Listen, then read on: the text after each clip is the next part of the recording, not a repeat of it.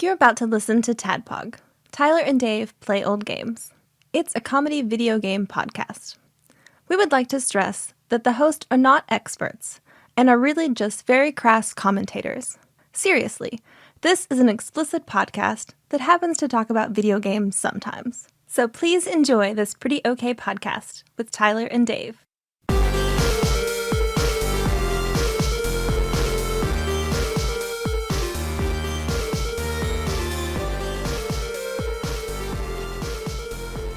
Hello, Internet, and welcome to another TADPOG podcast. It's all good. It's good. It's good. Greek. Dun, dun, dun, dun, dun, dun, dun, dun, dun, dun, dun, dun. I would think it's start the Tales from the Crypt theme. Oh man, I like not that. Verostu very good. It's something in there. You know the guy who voiced Buster Bunny also voiced the Crypt Keeper from Tales from the Yeah, I did know that. Great, actually. isn't it? I don't know his name, but It's John Kassir, Kassir. check you out, I man. think that's correct. Fact check me on that later, Mr. Somebody Mr. will. Tyler. Mr. Internet. Discord will, I'm sure. No doubt. Well, of course, this week we're talking about Nosferatu. Nosferatu. Nos4A2. What was that movie? What was like a car, like a vampire driving movie, right? Well, there was a show, Oh, and they had the logo for the show. license was plate. The license plate. That was a show. Okay. Yeah. Right. It had Zachary Quinto in it. Yeah. Yeah, I never watched it. I wasn't into it. Yeah. I don't think it made it past like a couple of seasons. I could be wrong. I don't know. I mean, the art for it looked real dumb. Yeah. It didn't really grab me. Yeah. So before we take a bite into Nosferatu, yeah. Vampire joke. Yeah, I vampire got joke. it. I like Got it. Just running rampant. Or a today. crocodile joke. Or, yes. I'll save it for our next crocodile-based game. Peter Pan. Okay, it's true. All right. I'm sure. I mean, there's at least one Gotta in be there, one right? in there, yes, at least one. What was watching a TikTok talking about how Captain Hook is actually the hero. And Yeah. then you never see him. He never really. I guess in the movie he kills Rufio, but in the But that's Hook. the that's normal not that's Hook. like, It's a little different. Yeah, right? But he never goes after any of the other kids. Just Peter. Just Peter. To stop him from bringing more kids in and fucking shit up and taking their lives over. So yeah. it's- So really the alligator's the hero. alligators. Or he the- gets everybody. The crocodile. So, yeah. Yeah. He's like a representation of death, right? Just like inevitably. Inevitable the clock and Yeah, and Hook is like old, so that the death is after him. Yeah. Because he's the oldest, and yeah, He resents that. he definitely resents that. What else are you guys going to do this week? Not a whole lot. I played the Wii Sports demo Yeah, yesterday. easy. I don't know if you read the whole like legal ease. When I was signing up for that, they were like, no talking about it. Don't post about it on in like Nintendo language. Like, don't post about it on social media. Don't record any of it. So how was it? It was pretty cool. It was pretty cool. The it was a very limited beta, Yeah. and They had, it was like, for like bowling. 45 minutes, 3 times throughout That's a mean the way weekend. to talk about John Turley.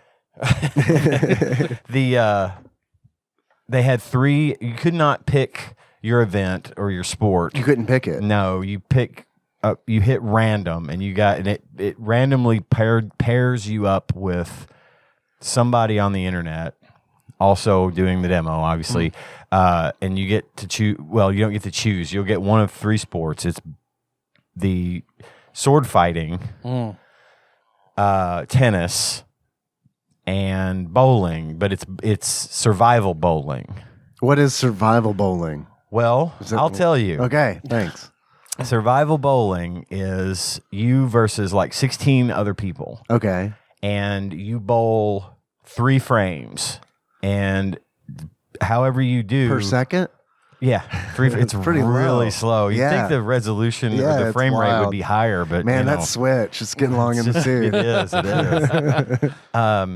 And being that the Switch is getting long in the tooth, it shocks me that they haven't done this yet because Oh, the sports? Wii Sports Yeah. thing. But so anyway, in survival bowling, you and 16 other players line up and you bowl 3 frames just at your, you've got like a 15-second time limit to bowl a frame or to throw your ball. Okay. And depending on how you score, if you're in, so you do the first round, and if you're in the top 10, you keep going. And then you bowl your second 3 frames. And if you're in the next top 5, you keep going until everybody gets eliminated. Yeah. One, one by 2 by 3 get eliminated, and eventually it's just you versus 2 other people, and the high score just wins, and that's it. So you've essentially been at the end of. I won the one that I played. I won my match, which was fun. Still got that old Wii bowling the flick. Yeah, it works. It's important. It works. That's good to hear. Just the same, but I'm glad your Wii still works. Yeah. I won that, and then I think by like 10 points. But by the time I ended the game, I had bowled 10 frames. So it was like you get to bowl until you've been eliminated or until you're in the top 3. And I thought that was neat. I know they're going to have like regular bowling. Sure, yeah. Like they did before. But this one was just the demonstration of the 16-player survival bowling mode, which was not a thing, obviously, and on the Wii. So you did that for like a full 45-minute window, or no? Because after that, the first thing it put me in was the sword fighting. How was that? It's pretty cool. You get to choose between 3 types of swords: a single sword, an energy sword, and then dual swords. And you can do like spin attacks and stuff. This is wild. But it sounds like it sounds fun, but it sounds like the least Wii Sports thing ever. Well, there's a name you fight Count Dooku when you have 2 of them. Right. There's a name for it. It's not sword fighting. Chambara. Chambara, that's what it is. And you're up on a platform. Chumbawamba. And you try to knock the person. You try to knock the person off the platform into the water. And they get up again. And they get up again. You're never going to keep them down. Never going to keep them down. And this shows you like when you pull your you can, if you're only using one sword, you hold it up in front of you, and you can have hold it horizontally or hold it vertically or diagonally, however it just kind of goes. And if you want to block, you pull the trigger, and it turns your sword into a block. So if you hit somebody while they're blocking, you space out for a second, and it gives the other opponent. It's like Suikoden duels. The chance to attack, right? But you recover fairly quickly, so it's not like you're going to get immediately knocked across the thing and off into the water. Excuse me, but it's neat because if you see the other player do a vertical downward thrust, then you need to block horizontally, and if they're coming at you horizontally, you need to block vertically, and that's sort of what you got to watch for. And then when you attack, you hit them, and then eventually one of you gets knocked off the platform and into the water, and best of 3 wins. American Gladiator style. That's right. It looks like an American Gladiator thing. And then they fire tennis balls at you. Yeah, right. While you're sword fighting the whole time, Mario and Luigi are over there lobbing tennis balls at you. That is on Super Nintendo, isn't it? American Gladiators, yes, it is. I think so. All right. Yeah. Absolutely, it is. That'll be fun. Yeah, I'm not positive, but I think it had a simultaneous NES release, so it's going to be super it's great. good. Yeah. And then tennis is just tennis. No, we didn't have a 2-player. Good. It wasn't 2-player, but you still have 2 players on the court. You have a front and a rear player. And so it's doubles? It's doubles, but even if you're playing by yourself in this particular beta, sure, it was doubles. And you could still control the front player. You didn't have to do anything to do it. If the ball was right next to him and you smash it, he'll smash it. It was pretty good. It was about what you'd expect. Not terribly difficult to control. It kind of goes towards the ball automatically. So really, they're mainly concerned with your swing. Gotcha. And it can differentiate between a backhand and a forehand and an overhead smash and a lob and all that stuff. And I'm sure there's finer tuned controls to it that will be available in the final game. Yeah. But this one was a decent intro. But that was the only 3 that they had on there. The other games there's soccer, there's volleyball, Curious to see how they do that. Well, the soccer, you do it to you strap the thing to your leg. Right. Yeah. Is that like that? Surely that's not going to be the only way to do it, right? I would imagine they'll have some sort of suggestion because not everyone's got a ring fit or whatever to be able to put it on your ankle. But there's that, and I can't remember the other. There's like, I want to say 8 events, 8 sports. I didn't see if there was a baseball one, but I really liked the baseball one from Wii Sports where you're trying to hit a home run. Yeah. Home runs. I forgot about that until you just mentioned it. Put that back in there because that would be fun. But yeah, it was neat. It kind of sucked that it was only for 45 minutes. I just happened to remember at 1 p.m. Saturday, I was like, oh shit. And I hooked it up to the TV and managed to get half an hour of play in. So those windows sucked. They did because it was like I was reading. There's 5. There's like one on Friday at like 9 p.m. and it's like, okay, Henry's in bed, right? And then Saturday morning at like 5, and it's like not gonna do that. And then there were 2 others on Saturday, and like one of them was like, well, going to the park with Henry during that time, and I've got a Forbidden Lands game going on in the evening, and then there was one other one. So I guess there were 4. No, it was 5. And then there's one this morning where it was like, no, I can't do that either because it was like 3 in the morning. Yeah, it was nuts. And I was like, I was disappointed that they didn't just make it run for the weekend. You know, I mean, I don't see how that could have been a bad thing. That's how, I don't know why they do that. That's how they did ARMS. Yeah, I remember that. That's how they did the ARMS beta weekend. And that's how they did... what was the other one that I was involved in? I think it was Mario Tennis Aces. I think they did that too. And it's just kind of like, it's great if you don't have anything going on. Right. You know what I just mean? happened. Or you get lucky and, you know, I happened to be reading because I remembered you sent the thing about it. Yeah, I wanted to do it. And I had pre-registered. And so I was like, oh, I got to check the times on this. And it was 12:57. And the thing was going to start in 3 minutes. I was like, well, fuck. So I'm rushing and like everything just sort of slapped onto the TV. Tanya's like, what the fuck are you doing? I'm like, just bear with me because I wanted her to see it. Yeah. Because she was all about Wii bowling and that was her big thing. So, but anyway, it was fun. And I think the game comes out in like a week and a half. So it's super soon. I don't think it's terribly far off. By the time this comes out, I think there'll be just maybe like a week left. But it's $40. I think I'm probably going to get it because I know Cohen will really dig it. That's $40. That's like a budget Nintendo game. Yeah, it is. I really. like that. So yeah, I'm going to get it though because I know Cohen will really, really love it. He'll think that's the greatest thing ever. Will he like play it for a long time? I don't know. Yeah. He's flaky about stuff like that. Henry is too. That's why I bring it up because I'll buy it and it's like we'll probably play it for a night, and then like because like with Ring Fit. He did that for like 2 days. And then it was like, Right. There's just this Minecraft thing that I love very much. Yeah, and that's kind of Cohen's lane. He loves his Minecraft and his Fortnite. So, but Tanya and I will play it because she was really excited by that. She thought that was really cool. And it still has that nice Wii Sports feel to it. You know, it was really nostalgic, actually, to fire it up and feel like, oh, wow, this reminds me of that first time that we did the motion control thing and played bowling and thought this is the coolest fucking idea that was like ever, what, 16 years ago? Yes, I know. Isn't That's that insane? fucking wild. Yes. But yes, that is insane. I can't put that into perspective, honestly. But it did. It felt neat and I really liked it. So yeah, that's on my list. I recommend it. Were you like, look, me's? Yeah. Sort of. I mean, they didn't look like me's this time. Really? They're grittily realistic. Yeah. It's a very bold choice. Like Cyberpunk 2077. One of them has this giant penis. Dongs are flapping. Yeah. No, they're me's, but they look more like characters from... They're more modern. God, you can customize your look. They didn't look like an egg on a triangle. Right. You know what I mean? Yeah. It's more fleshed out, more drawn. And they look better. And you can customize them and stuff. I don't think you can. I don't know if it lets you like use your me from your account or whatever. Yeah.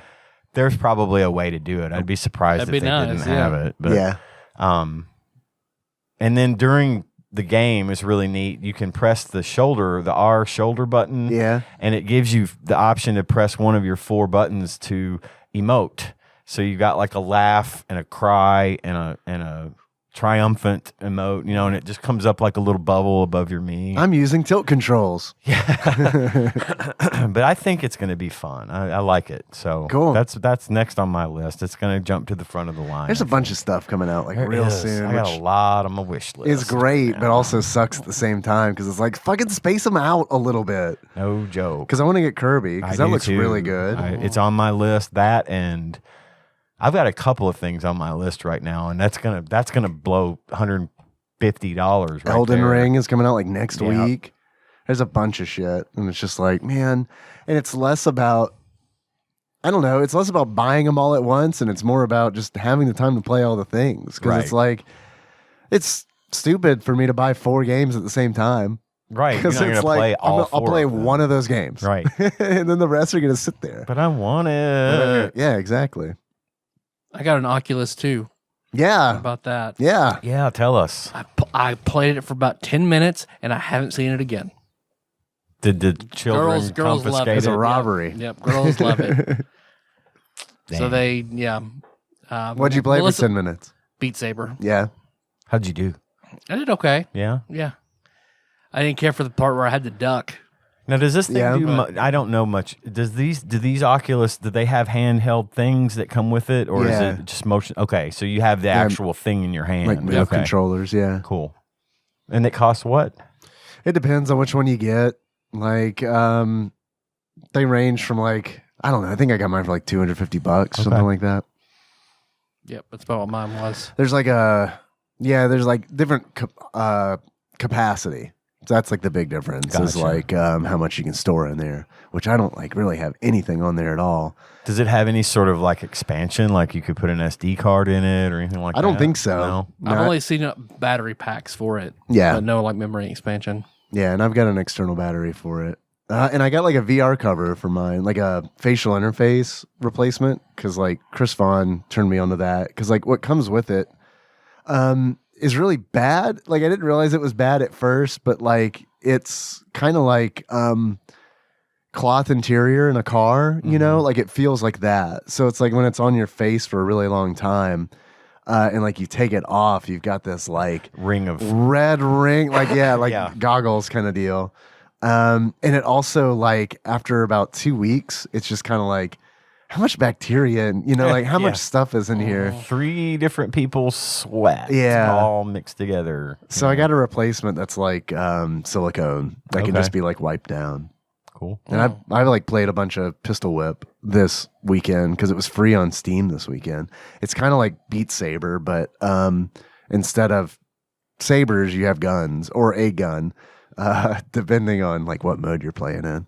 Cool. Yeah, it's fun. Yeah, I liked it a lot. And I was going to tell you, Tyler, because I know you got one. They've got a calorie tracker in there too, which is really nice. I've been looking up a whole bunch of stuff for that. Yeah. So, I'm excited to try it all out once I can manage to wrangle it out of the kids' hands. Yeah.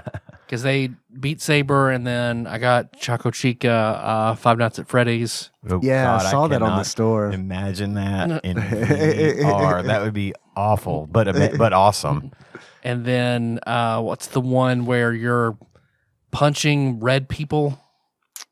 Super Hot. Super Hot. Yeah. Red people made out of glass. Yep. Yeah. I beat that last weekend. Super Hot's a lot of fun. Super Hot's it's you and you have to kill all these enemies and everything's one hit kill. So you hit them 1 hit, they're dead. They hit you 1 hit, you're dead. And time stops if you stay still. So a bunch of guys will come at you at once. It's you and then 8 dudes will come at you. And then you can stop. And as long as you don't move, you can kind of strategize the order you're going to take them out. It's a red light, green light type of deal. It is. And then you can do playing it's wild because it's you discover things I can block their shots with my gun. So it's you can work out these crazy things where it's okay, I'm going to block these 2 guys. These 2 guys are going to shoot at me. I'm going to block their shots with my gun. And then I'm going to pick up another gun with my hand, my free hand, and then shoot this guy. One of my favorite things in that fucking game is you punching a guy, and you punch him, and like he throws his gun up in the air, and you can grab his gun. Oh, no. And because it's like you control how fast things are by your movement, it's like it's pretty easy to do. Like you can be like, okay, I need to like slowly grab this gun. So there's plenty of stuff like that, and like you got to worry about ammo too. So it's constantly like doing stuff like that, where it's like, okay, you're counting your shots and shit, like in your gun, and then like dropping that one. You can grab guns out of dudes' hands and turn them against them, and it's pretty wild. I told Nikki while like the day I was playing it, I was like, I've never seen a John Wick, but I kind of want to see a John Wick now. Yeah, it's like that. Gets you in that kind of mood. Now, do you pull these games down from like the Oculus store, Yep. and they have just stuff you can download directly to the Awesome device? stuff, yep. And- cool, but you can also use it with your PC and Steam. Steam. Yeah, I set Okay. up the stream steaming. I don't think the girls have messed with that yet, but I've got that set that all up, and so yeah, I think they're right now. Today is I think tomorrow's Addie's birthday, but they're having her birthday party today, so they're all doing that right now. Yeah, Melissa got a cabin or whatever, and they're all playing that, so it'll be good. cool. I further splurged. I bought Morkborg Oh wow, and Blades in the Dark. nice. Those are So- two great games. So hopefully in the future, those will be, little vignette games, we can play for a few sessions for the show. Nice, Cool. So very cool. I got a Real ID. Man, I need to get one of those. It's What an is this? experience. A Real ID. It's the thing that replaces your driver's license. Like, get the red dot Real ID. I don't know what that is, so probably not. It's the one that you have to fly on planes. Yeah. Okay. Well, I think the one that I got, like, I think all you need now is a Real ID. Because, like, there was I was reading this infographic that they had there, and it was like they had two options: driver's license and Real ID. And, like, there wasn't another option. Yeah. Okay. That sounds right. I have zero clue what this is. Yeah, it's a thing that, and I think in 2025 or something like that, upcoming years, you're going to need one if you want to fly in a commercial airplane. Fucking Mark of the Beast. Fucking knew it. Fucking knew it. I had to get one because I had to get TSA pre-check for work. And when I went down to the TSA pre-check office, they were like, "Oh man, you can't." Like, I brought all my documentation. I'm a third, David Moore the third. So like, it doesn't say that on my driver's license. So they were like, "Yeah, it's going to be a problem. We can't process it unless it says it on your license as well." And then it was like, and he was like, "You might as well get a Real ID because you're going to need it anyway." So I went down to that building, and they were like, I got there, they were like, "Do you have an appointment?" I'm like, "Nope." And they're like, 1 million people here. So yeah. I'm going to make an appointment and come back tomorrow. And I did that. I came with like a stack of mail because like when I was there, people were walking in and they were like, "Yeah, proof of address, get out," like constantly. Yeah. So I went through all that and finally got that all handled and got all that shit. Like once it was done, like all Is that it like shit on your phone? happened real fast. No, they give you like a temporary, like right now, if I get pulled over and the police like ask for my license, I literally give them an 8.5 by 11 sheet of paper that was printed out that has my photo on it and like information. It's Kentucky's trying to get in. The Real ID is a national thing, and they're trying to get it to where all the states' driver's licenses are consistent and have these. You had to go through all this stuff to get it so that you can use it to get airplane tickets and stuff and eliminate the need for all of that later. So your Real ID is more comprehensive. It means that you've been vetted, essentially. Yeah, it's like a domestic passport, essentially. Yeah. You can still Papers. have a regular... Papers, please. Papers, Yeah. please. You can still have a regular driver's license, but you can't use a regular driver's license as ID to get plane tickets to fly even on a domestic flight. Right. If you want to fly on a plane, come 2025, you have to have a Real ID. And that was going to be the case in 2020. But then COVID hit, and they pushed it back a few more years because it just fucked everything up, right? So I've been meaning to get one. What all do you have to get it? Proof of address, like a bill with your name on it. You have to have 2 pieces of proof of address, so like a bill, and like I brought my tax documents, that are timely, because it's like, here you go. And then you have to have like some other form of ID. So my license I use for that, and then you've got to have if you are married, if you're a woman and you're married, you have to have what is called a bridging document, which I heard a lot about because they also sent people home a lot for that. And people are like, I drove from Benton. And they're like, you don't have a bridging document. How do you get a bridging document? It's like a marriage certificate. Oh. Yeah. Because it bridges a maiden name to like, I guess, a married name. Goodness. Yeah. So you got to bring a bunch of shit. Social security card. I had to cough that up. Yeah. It was like a real like, between that and getting the TSA pre-check where they're like, all right, we're going to take photographs of your fingerprints. And like, it was a pretty invasive kind of ordeal. But hey, man, it's going to save me 40 minutes at the airport. You get to skip right through the TSA lines, don't you? Yeah. So I guess that'll be nice. But that was a whole ordeal. Interesting. Real ID. Put it on your to-do list. Question I'm gonna mark. get that on my list. I gotta get a replacement Social Security card because I was stupid. I've got my original Social Security card from 1973. Yeah, it had basically fallen apart, and I taped it up. Yeah, and I don't think they they're don't allowed to. They don't like that. Bring a taped up Social Security card. So I think I need to go ahead and order a fresh one. I'm gonna have to do that too. And probably a copy of my birth certificate, and probably get a copy of our marriage license. Yeah, because I'll just go document hunting for the next 3 or 4 months, and then I'll go get a real ID. Well, like what I'm worried about is like my Social Security card is my original Social Security card from 1981. Yeah. My birth certificate is not a copy of my birth certificate. It is like the original. I've got my original one too. And it's like I'm just toting these around town. Right. You know what I mean? Like everything that identifies you as a human being is now possibly going to get lost. Right. What's where James Woods steals Peter's identity in Family Guy? I don't know, Peter. He's got all the documentation. Did you guys have good Valentine's Day? That came and went, didn't it? It kind of did.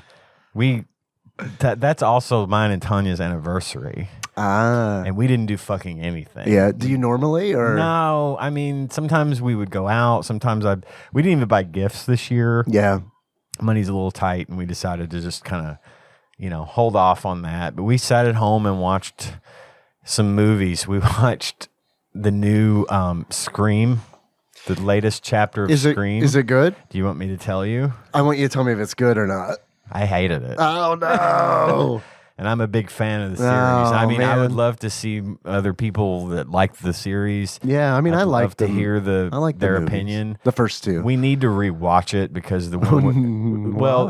You didn't like it. No. The one we watched also had some issues, some technical issues with the stream that we were watching, and we missed a chunk.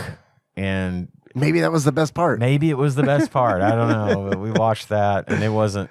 To me, it wasn't great. I'd love to hear other. I'm not going to spoil it on anybody. I hope I haven't tainted your, perspective on it. Tainted. All that taint. Just drug your taint across it. I'm just throwing my taint all over the place in here. Sometimes that's how you got to do it. And then we watched the new Netflix Texas Chainsaw Massacre. Oh, I didn't know that. It's good. I liked it. It's a show, or they just did a movie? And it's a relatively short movie.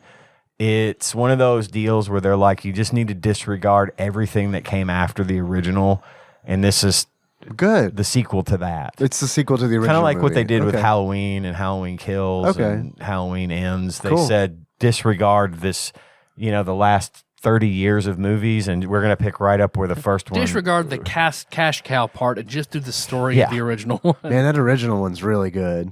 Really good. And I never saw anything after it because everything I heard about it sounded like it wasn't in the same spirit. Because that first one's fucking scary, dude. That is a scary fucking Gonzo really movie. That's a scary movie. And they've done remakes of it, and those have been okay, but there've been sequel after sequel after sequel, And there was even one random Texas Chainsaw Massacre movie that Matthew McConaughey and Renee Zellweger were in the very early parts of their career. Really? Which was horrible. It was horrible. Those two did like everything they could think of to keep it out of it, but no, it didn't happen. What's the guy's name? Leatherface. Leatherface. Is there one where he's the mayor? Did I hear I about don't that think correctly? so. Where he's Leatherface essentially I don't goes to know the of it. mayor. he's essentially the mayor of the town in one sequel. It kind of sounds know like about that, that. might be a thing. Because like Could be, yeah. when I worked at Office Depot in college, one of my managers fucking loved Texas Chainsaw Massacre. And I'll be honest with you, that is why I never watched any past. Like I didn't even watch the first one because like he would just talk about it constantly. Really? And it sounded like the fucking dumbest series of fucking movies that I'd ever heard of. And then like about 10 years ago, I watched the first Texas Chainsaw Massacre, and it was like, holy shit! Yeah, this it was- movie came out It was when? insane. 1973, Right. the year I was born. And it's insane because it's like I cannot believe that. well, like, now let me back That's how I up. feel Let me about back Alien. up. I See, know the original Alien blew my mind. yeah, Alien's fucking Yeah, scary too. It is. It really is. I said 1973. The events that take place in the movie happen like 2 days before I was born. August 8th, 1973. I was born on the 10th, but I can't remember if the movie was released in 1973, but I know it was in the 70s. It was in the It was 70s. like the first like real like slasher film kind of thing. It's fucking wild, dude. is. I It's mean, nuts. and it's like I feel so. I don't know. I remember watching it and being fucking scared, and as an adult, yeah. And then I never watched any of the other movies because like that manager at Office Depot, like, dude, like the way that he was describing his movies was nothing like that first movie that I Sure. saw. I mean, he Yeah. was like, it was like he was describing comedies to me, you know? Some of them are just ridiculous, and like the reboot that was made in the early 2000s was fine. It was around the time that like Rob Zombie was doing For his sure. thing, and we had the fucking The Hills Have Eyes, no, what 'Cause was that got that remade. was one of them, and that was a remake, Right. Yeah. which I thought was the Rob Zombie movie, The Devil's Rejects. Oh, okay. It was like that in a way. Yeah. And it was good. I liked it fine. It was not as gritty as the original. the original's fucking. It's wild. But they made another one recently that was a prequel to the original, which is, you don't really need it, but it was fine too. I actually liked it okay. It had a nice twist in it and I liked it. Yeah. But this one was it picks up 50 years later as, disregarding anything else that might have happened. So I don't know anything about the making of the original Texas Chainsaw Massacre, but it has this attitude. Like part of like why it's so scary is I remember watching it and being like, I'm pretty sure it was an independent film, right? it wasn't. I know like a it didn't have big budget studio deal. backing. No. It doesn't feel like it does, and it also feels like it was fucking dangerous to make. Oh, like for I mean, sure. everything about it feels like. I mean, there are times where it's like I'm not only scared, but I'm concerned for the actor that's Oh, yeah. in this scene. Oh yeah. I mean, it was like that in Evil Dead. The original Yeah. Evil Dead. They had Yeah. all manner of injuries and Yeah. crazy shit happen. They had like 14 people staying in a one-room cabin. The whole crew and the whole cast were staying in that cabin, and it was winter, and people were getting like hypothermia and shit. It was nuts. And they didn't have a lot of those sort of Standards. OSHA standards. Right. They didn't have an Yeah. auditor coming in to check boxes to make sure safety was a priority I've because heard they were making stories movies. about Sam Raimi and like especially how he treats, how he directs Bruce Campbell. Kind of like this, I don't know, I guess method directing, Yeah, kind yeah. of deal. Was it Kubrick who said that like Yeah. directing is the last dictatorship on earth, the Yeah. last true dictatorship? I believe it. What was the name of who was the actor in The Shining who he fucking tortured? Nicholson. Oh no, it was Shelley Duvall. Shelley Duvall, That poor thank you. woman. I don't God. think she worked again after that. I don't think, yeah. Well, she did Popeye. She was olive oil. Yeah, so you were right. with though. Robin Yeah, Williams. You had it right the first time. Man, that movie was such a disappointment for me as a kid. I liked it when I was a kid. Oh, I man. thought I liked the songs. Yeah. but I was a little dude. I mean, Yeah. I liked it. I don't know. I remember watching it as a kid and being like, man, I think I'd rather just watch the cartoons. I watched it recently. It came on some channel we were watching, and oof, I was like, Yeah. man, this sucks. Yeah. You haven't watched any Cuphead? Not yet. I think Tanya and Cohen are going to watch that together, and then I'm going to watch it separately. But it's good. From what I understand, it's rated Y7. So, like, it's okay for kids, from what I understand. Yeah, I had to look that up. They're going to watch it together. But yes, I'm going to watch it. It's on my list. It's sure. good. We haven't watched all of it, but we're watching like a couple episodes a day. It's cool. It definitely captures that feel of like old merry melodies and stuff like that. Yeah, they do a good job. Right on. Well, I didn't do much else, so I don't know.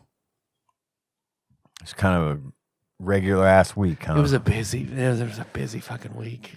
That's what I meant by regular ass week. Well, busier than normal. Like this week, apparently, Melissa's in nursing school, so it was hell week, and so they call it. So she had like 2 clinicals and like another test and another like a whole bunch of shit. So like she was covered up all week long, so that I wanted her to be able to study and do all the things she needed to do. So then I was busy with the kids, because normally we split that pretty evenly. So did that take away from y'all's Valentine's? Or Yeah. did you get to have a day? Yeah, we didn't do much at all. Oh, that sucks. So What about you? How was your Valentine's?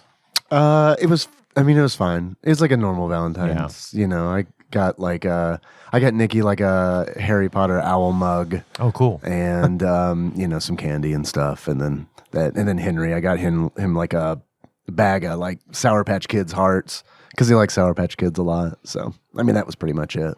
We bought Cohen a Fortnite V-Bucks card. Hey, oh man, that's such a good idea. I wish I would have thought to get Henry some Minecraft coins or something. Walmart we had it. got Valentine's Day boxes for the kids Oh, and good. put Yeah. like Kenna got a Roblox card or Robux and the girl got Amazon cards. So. Yeah, I never think about that. I guess just because I don't know, Valentine's Day for me is always candy, Yeah, I don't know. Even though, like, I remember it wasn't Valentine's Day, but I remember going in high school. I was like a sophomore in high school. I remember going like on a weekend vacation with a friend of mine, and both his parents were doctors, and we went to I think it was like Myrtle Beach. And so they had like a condo there or whatever. And I remember it was Easter weekend. And I remember waking up and they had these huge Easter baskets for each of us. And it was awesome, but it also felt weird because it's like, I'm not a member of this family.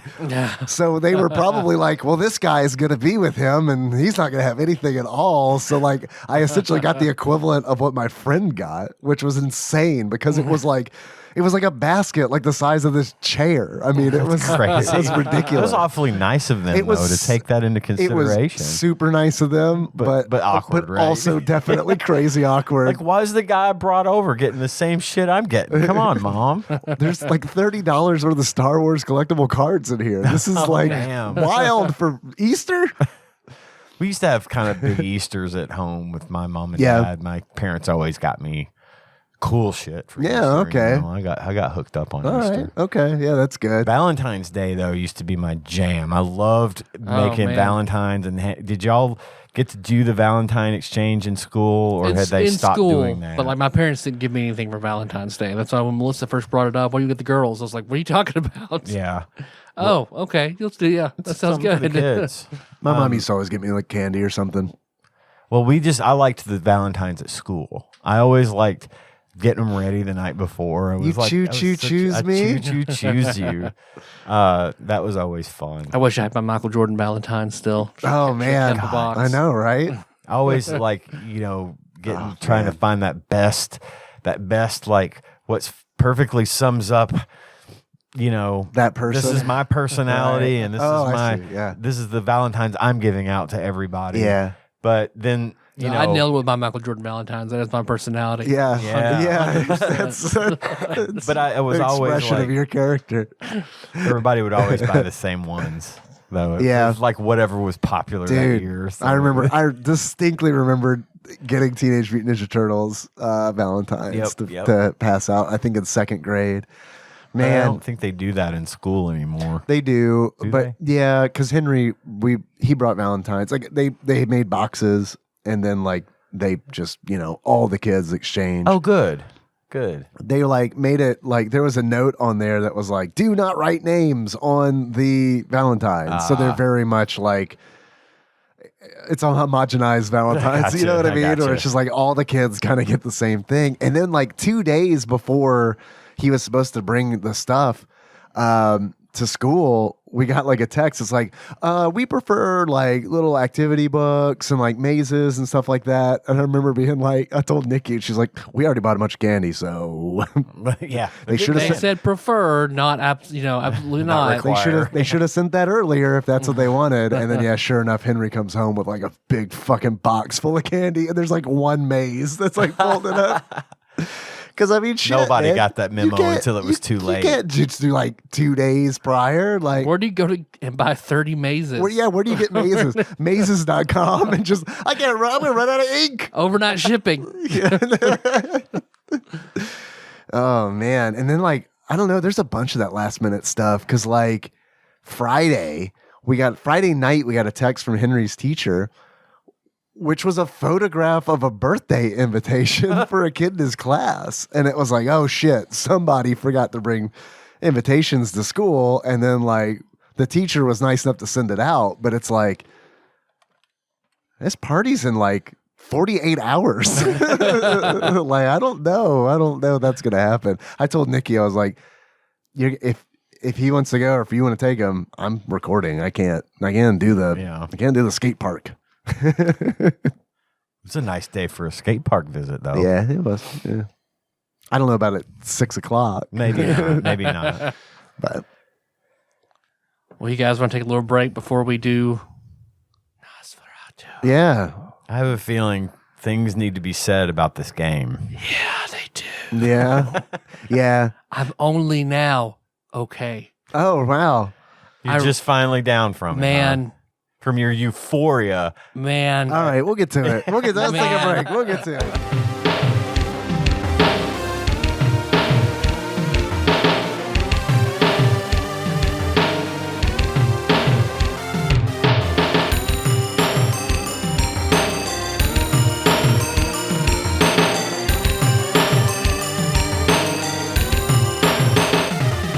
Gotta learn the hotkeys in Audacity. Had a minor heart attack there when I hit the space bar and everything went away. The last 40 minutes just went away.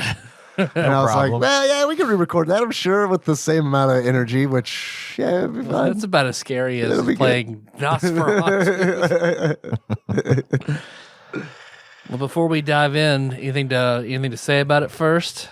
Like some facts and Some stuff. factoids. Yeah, it's like a Super Nintendo game. Okay. Yeah, it's like a Super Nintendo game. It's a cinematic platformer, which My least favorite genre. always makes me think of Tyler. It came out in Japan in 1994 and in North America in 1995.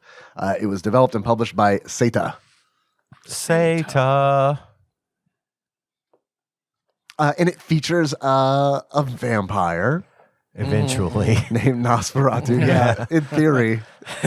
And it opens with this like cinematic, which I'm sure we'll get into like what we like and don't like, but this elaborate cinematic, which honestly probably has like truly the most impressive scream in a Super Nintendo game. And it's essentially a story where you're playing as Kyle. And Of course. and Yeah. you're dressed like Kyle. you're definitely dressed like Kyle circa Surprised 1995. he doesn't have a fucking mullet.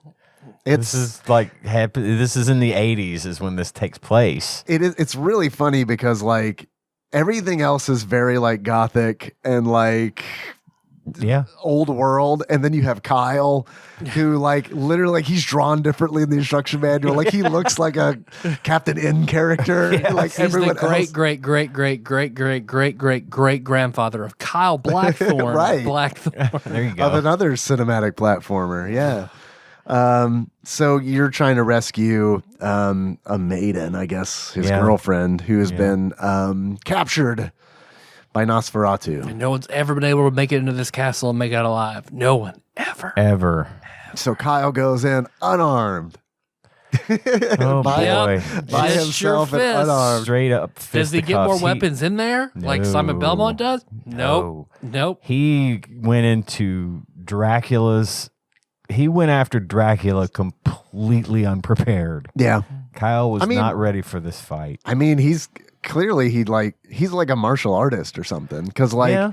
this game is like, it is a cinematic platformer, but like imagine if this game is like Prince of Persia. It moves like Prince of Persia. It's like totally. Like they had that engine. absolutely. And skinned it. Yeah. It like, so this game is 3 games combined.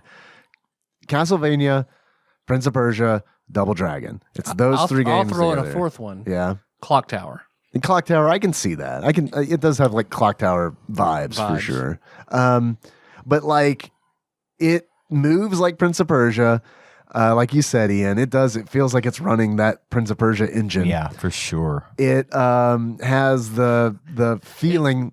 I'm sorry. It's the way you just said that. It's like it's the Provel cheese because it's got mozzarella and cheddar and American, but together it tastes like none of the above. It has like the feeling, the atmosphere of Castlevania, and then Naturally. the fighting is like the fighting system's Broken. It's very hard to master. It's Double Dragon, like old school, like I shouldn't say old school, but NES Double Dragon, where the controls are like okay, Yeah. and like as you progress, you get new moves, like you would get in Double Dragon. So, but I know we're not there yet, but like this game doesn't like deliver as well as any of those games that I Right. just mentioned. It's got a little it's the flavor. It's like you said. It's got all the elements, but doesn't taste anything like it. I'm silent for the most part because I just don't know where to start. Let's do the. And I'm afraid if we've I gotta- uncrank this fire hydrant, it's just going to gush out. We'll do the. Let's do the format. The format. Yeah, Let's it'll go get there through it. eventually, We'll get right? through This it. is the box art. What are your expectations from the box art? I mean, It's. it's pretty cut and dried. I was super disappointed by the box art. It was boring Because, Yeah, it like, was just you see Nosferatu. You see, it's like Dracula. Dracula. And that's what sucks because, like, I was excited because it's like, okay, Nosferatu. Nosferatu is like the fucking, like, most bestial, ugly ass fucking vampire where it's like, the longer vampires are in history, it feels like just like The prettier they the get. more handsome, and it's like debonair, and it's here like, we are at Twilight, and it's like, dude, these are fucking creatures of the night. These Actually, the Twilight vampires are Celtic Fae. Stephanie Myers has come out and revealed Is that the werewolves are not werewolves. They are. They could be anything. They're more general shapeshifters. They're just locked into the form of a wolf. okay, all right, right, cool. okay. So they're druids. Yeah, I see. pretty much. Okay.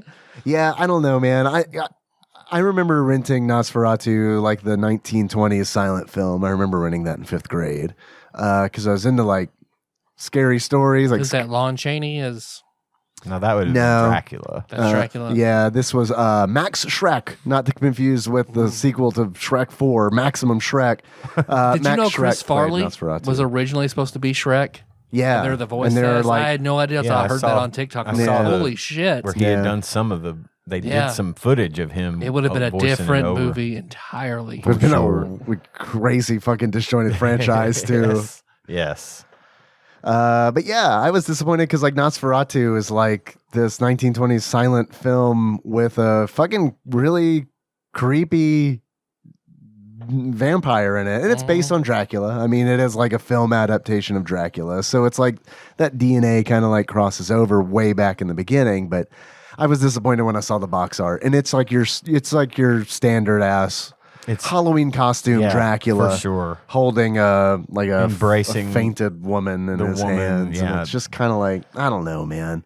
I don't know. I like my shit to be, I don't know, man. I just like it to be scary. You know what I mean? Like, Yeah. it's scarier to me if it's like, that is it. That is a creature of the night. That is not a fucking man in a suit. It was Leslie Nielsen as Dracula Dead and Loving It on the cover. I've never seen that.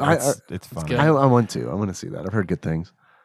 I expected a Castlevania clone. I did I'm too. just saying. That was where I was So a that's subpar shitty Castlevania clone. Castlevania knockoff. That's what I expected.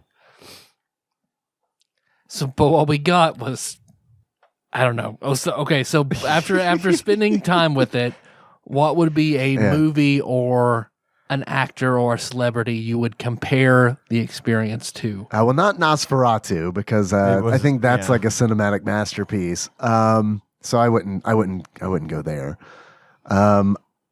I chose a movie that I don't like, but a lot of people do, called Monster Squad. Okay. And the reason that I did is because this game felt like it crammed a whole bunch of non-Dracula things into this game, where it's like you're fighting all of the monsters. You know what I mean? And it's Castlevania style, where it's like, yeah, we got a werewolf, we got Frankenstein's monster wandering around. We got gargoyles, and it's kind of like, okay, I know you got to fill this up with monsters, but and I know we're not to like where it fell apart yet, but I kind of want to jump ahead because I'm talking about all the different fucking monsters. There's a point in the game, so like you're like go to the first level, the first area, and you fight this werewolf, and it's like, okay, this is thematic. This is like on point. I kind of get this. This fits. And then I get to the second stage, and then I fight 2 fucking orangutans in the fucking bright daylight, and it's like I'm fighting 2 orangutans. Yeah. What the because they're native to Transylvania. What the fuck, man? What the fuck? Well, they're werehumans. So at night they turn into humans, but in the day, it was so fucking stupid. Like that was honestly like that was a point in the game where it's like, what the fuck are they doing? And it's like, I don't know if this was intentional. I think it had to have been. One is red and one is blue. Like this is absolutely a playoff of the 2 gorillas from Primal Rage, Chaos and Blizzard. It totally has to be. God, I didn't even catch that.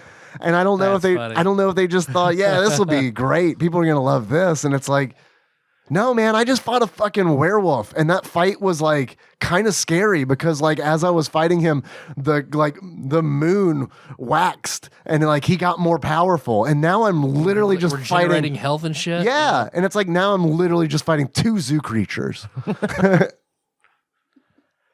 Well, for me, I kind of went a little bit on the nose so I could cover both the movie that it reminded me of and the Corey Feldman, which is Lost Boys. I had to go with that because there's a lot of, I felt like mullets were involved. There's a lot of, this guy's doing this in his Canadian tuxedo. He's got his jeans and his jean jacket. That is true. On while he's fighting. And he's just sort of grossly unprepared to deal with these things. And he just runs in, fisticuffs. Yeah. You get a nice cinematic of him like running in. He rides a horse. He apparently commandeered someone's horse and rode it to the castle and then runs in. And just goes for it. Better if he's like, you know what, fuck it. But it would have made more sense if he was on like a bicycle, just because he does look like a 12-year-old boy. Right. But I hope he just took off running, saw a horse in the field, and then rode the horse. Not prepared in any form. I felt like, though, that was 2 on the nose, so I did pick one more. Okay. Which it reminded me a little bit of the reboot of Jumanji, the one starring Dwayne Johnson. Yeah, I haven't seen that. I heard they're pretty good. They're pretty good I've movies. seen the first one. And yeah, that's not to. I liked them both. They have 2 now. Amy Pond, Jack Black. Yeah, right. Exactly. Yeah. I did compare it to that in that while I enjoyed the Jumanji movies, the new ones, it was sort of basically impossible for what they were doing to be happening, but with enough loopholes and maybe cheats, it was possible for the plot to advance. And you mean a board game can't really do that, or well, in the new ones, it's a video game. So they didn't learn their lesson from the board game. They did not. Well, it's not the same people. This went well. They just started over. It didn't have anything to do with the first one. Okay, but they took the same concept and applied it to an old video game system. That was like this, basically one video game, and it was Jumanji. And they got brought into the game. Your parents help you hook it up as the different characters. And it's funny too because they'll like talk to the NPCs, and they'll try to say other things, and then the NPC will just repeat what they were programmed to say. Right. But I felt like this was sort of, if you skirt the rules enough and you do enough little loophole things, you can get through this, but not without them. Through the game, you mean? Through the game. Yeah, okay. meaning that I save scummed and cheat coded my way through this whole fucking thing. Yeah. There was no way for me to, if it hadn't been for save states and some of the things then we'll get to, I would not have been able to physically go forward. It was the game is very, very, very hard for me. And yeah, I think it's a difficult game for sure. There was a level select cheat which helped me because like on level 4 I could not beat the boss. I got through the whole level. Who was the boss level 4? The one that looked like the big white thing that whips at you. I can't remember. No, I only some white blob that like lashes out at you, and I couldn't even get close enough to it to hit it. So what are you supposed to do? I don't know. Oh. I mean, I was reading a manual that sort of, or a walkthrough. Yeah. And they're like, oh, this is easy. I love it when they do that. Well, it's easy assuming that you have picked up everything along the way. That they've told you to, specifically in that guide, yeah. You know, but I couldn't get past that, so then I found the level select. So I just level selected the next level right after him. Okay. Went through level 5, beat that one, you know, got to level 6. Could not get through it. Could not get through level 6, so I jumped up to Dracula and fought him. And there are only 6 levels in this game. Only 6 levels. Each level has a sub. There's an A and a B, and then the boss. Yeah. And so each level is technically 3 parts. And they say that when you die, you don't get sent back that far. But considering the work you have to do to get through an individual level, back at the beginning of the level you're on is a death sentence. Yeah.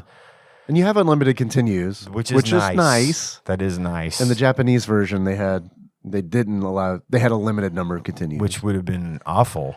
Yeah. I did do that. There was 2 other cheats that I used fairly frequently just to keep moving forward because, you know me, I want to see what the game has to offer, but I will get frustrated and quit playing. Yeah. If I can't do it on my own after 50 attempts, I'm not going to unless I have a way to, you know, get a little bit of an advantage so I can keep trying to enjoy it or trying to play it. There is a way to have all 9. You pick up crystals. Sure, they're different colors. They're different colors, and they do different things. And they do different things.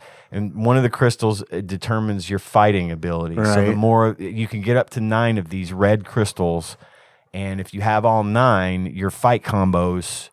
Instead of it just being punch, punch, punch, it's punch, punch, kick, kick, or, you know, whatever. You can pause. Which is a weird system.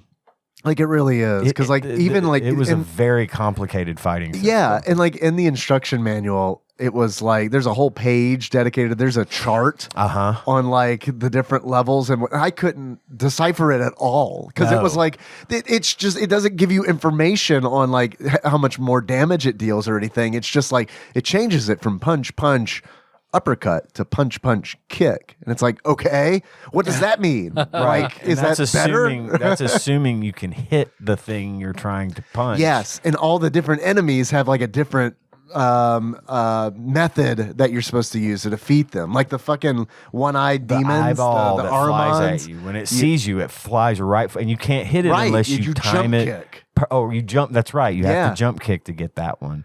And that's just trial and error. Yeah, and the thing is too, you can't just punch shit. You have to go into a fighting stance. Right. So, because it's a cinematic platformer. So it's like, you're not going to be able to move and fight while you're in cinematic platformer mode, because that's all like segmented and like, and clunky. I mean, I don't like to use the word clunky, but I mean, it is. That's just how cinematic platformers were. And then, when you have to fight something, you switch into fight mode. But then you can if you press up while you're in fight mode, you come switch back out of your fighting stance and you're just standing there doing nothing while you're getting destroyed by a hopping werewolf or whatever. Those little gargoyles that fucking like choke you. And you have like 3 health essentially too. That's like the other thing where it's just like you die so easily, which on one hand is kind of neat. But on the other hand is like, because Prince of Persia is like that. Prince of Persia is a deadly game. Yeah. And I like that. I like Prince of Persia quite a bit. I think Prince of Persia is fantastic. I thought on the Super Nintendo it was way better than I thought it would be. Mm-hmm. And so like I get that. It feels like they were trying to make it feel that deadly, but like I know later in Prince of Persia there's more fighting, but like Prince of Persia is more about like dungeon delving and like moving around and figuring out where to go. This game is like, it feels like they're trying to do two things. They're doing them both as difficultly as possible. They're like, okay, it's Prince of Persia, but like with really fucking hard, terrible combat. Right. Yeah. Well, and so to do this, what you do is you max out your crystals by pausing the game and pressing up X. Oh, there's a code left for that. Okay. A, down B. You use this left a lot. Y. you unpause, you've got 9 crystals. Okay. The other one, it's the same code, but to trigger it, you have to be able to do a spinning roundhouse, which is like left and Y at the same time, but you have to have 9 crystals to be able to do it.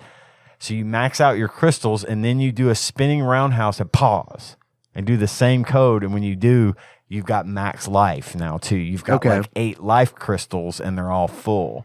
So I did that a bunch because there's monsters that take your crystals. If you fucking run into a wall, I think you lose a crystal. Yeah, there's like the gem eaters. Yeah, with the tongues, and they steal gems. And then, like, can you tell me how to get past a Frankenstein's monster? Because, like, those dudes are just straight up like they just choke gems out of you, pretty much. And you have to just keep punch. Is that it? That's the trick, huh? Because at that point in the game, when you encounter Frankenstein monsters, you got no crystals. You have like maybe one if you found a chest. Yeah. The other thing that was kind of one of the many things that was sort of obtuse was the chests that you find throughout the game. You open the chest, you got to keep hitting up to get more shit out of it. More shit out of the chest, and so I missed out on a lot until I figured that part out. Yeah, I can't ding them too much for that because that's an instruction manual thing. Again, you know, I don't read it until after I've failed miserably. I get it. I get it, but it's it's easy for me to forgive stuff like that just because 1995. Sure, you know what I mean. It's not a lot like, of yeah. That kind of stuff was still pretty rare. I feel like. So I'd picked the last episode of Dexter. Oh, I haven't seen that one. That was a good one, right? Well, if they had picked Elaine, because I think all the writers, if there's Elaine Bennis.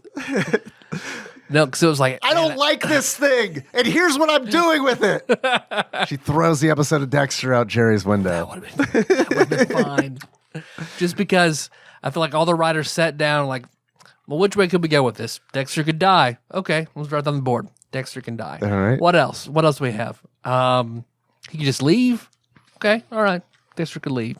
What else? Surprise, motherfucker. Surprise, motherfucker. Well, his sister, we don't know about his sister. He could just... He could ride off into a hurricane. Right. Okay. Ride off into a hurricane. That's number 3. All right. Deborah could maybe die or not die, and he doesn't know. All right. Deborah question mark. Okay. Deborah dead? Question mark circle. What else? The girl from Chuck can take his son and then maybe raise him. I don't know. All right. Lady from Chuck takes son. Okay. Well, which one of these do you want to do? Let's do all of them. Yeah, everybody here at the table make a gremlin. Yeah, that is pretty much what it was. Because you go in every scene, you see him riding, like you see where you think he's dead, then you see him ride off into a hurricane, then you see where he's in like fucking Alaska as a logger, then you see like you don't know if Deborah's dead, then you like what's her name from Chuck and from Mass Effect.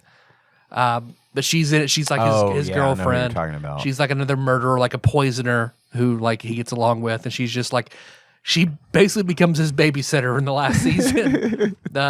His son with Rita, so she's just like she's just holding him, and that's Dexter.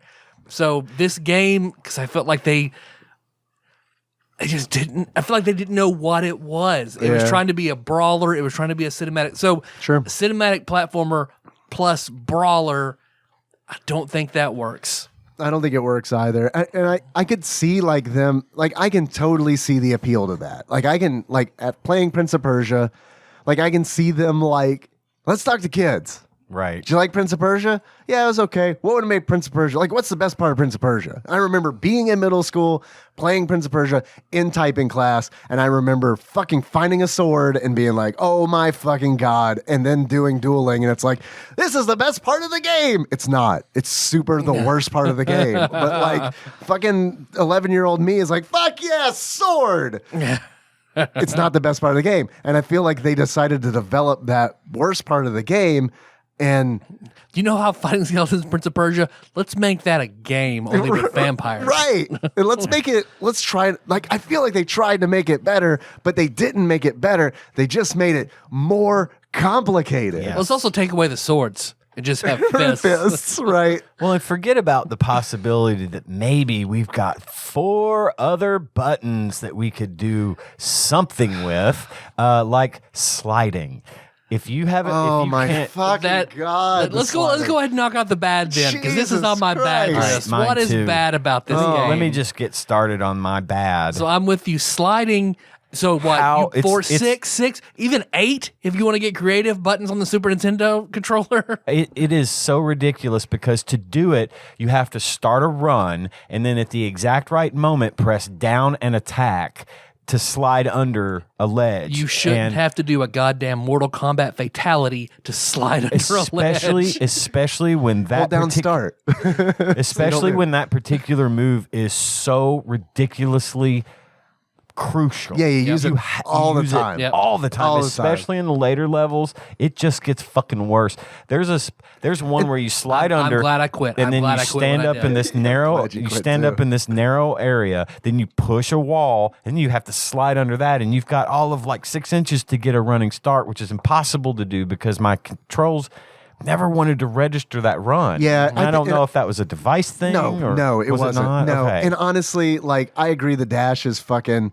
It sucks because it is crucial and you have to do it so much, but I don't think it's the running part that I think fucks everything up because it's like it's not crisp at all. Like No. when you double tap the direction you want to run, you should start running, but It that's not the doesn't way that it always works. happen. It sometimes happens. Sometimes it does, and sometimes it doesn't, and it's like there's no visual indicator of whether you're doing it right or wrong. You just have to do it over and you over just keep again. slamming into the wall and wall. slam into the And you're wall, and you're like constantly. stunned. and especially if you've got monsters coming up behind you. Oh yeah. If they happen to bother to attack, because sometimes you can just run past them, just run right past them. Sometimes you can. Sometimes When you will you can't. know? You won't. don't. Well, you can duck too, which I think is really funny because I read you the do nothing. I read the other ins- than avoid something. I read the instruction manual, so it's like, oh, it says in here that if you duck, some monsters will just ignore you, which is a great tip, but also hilarious because, like, I'll be while playing the game and it's like, oh, there's a gargoyle, and I will duck like right in front of it. Like, I'm not hiding or anything. I'm just like ducking. I'm actually now eye level with this short creature as opposed to when I was standing. And yeah, it just walks right by me, and it's like, okay. The fact that one move, I mean, forget about how bad the fighting controls are. Forget about how hard it was to execute anything other than a punch. Mm-hmm.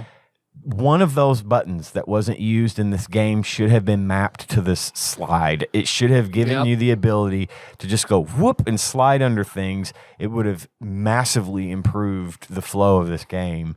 Then the fighting mechanic was the other thing. I didn't care for it.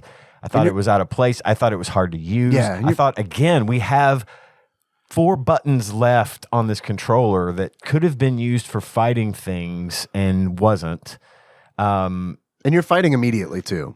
I mean, it's like the very beginning of the game, you're fighting. And the fact that, you have to get these crystals to power up your fighting technique is fine, but I would have liked to have seen something more like you build up slowly as you beat up on things, and then if you die, you lose that. Sure. But when you die, you lose everything. You lose your crystals, you lose your life that you built up to that point, and it's not easy to go back to get stuff on that. You can't go back to previous levels, but you can go elsewhere in that level.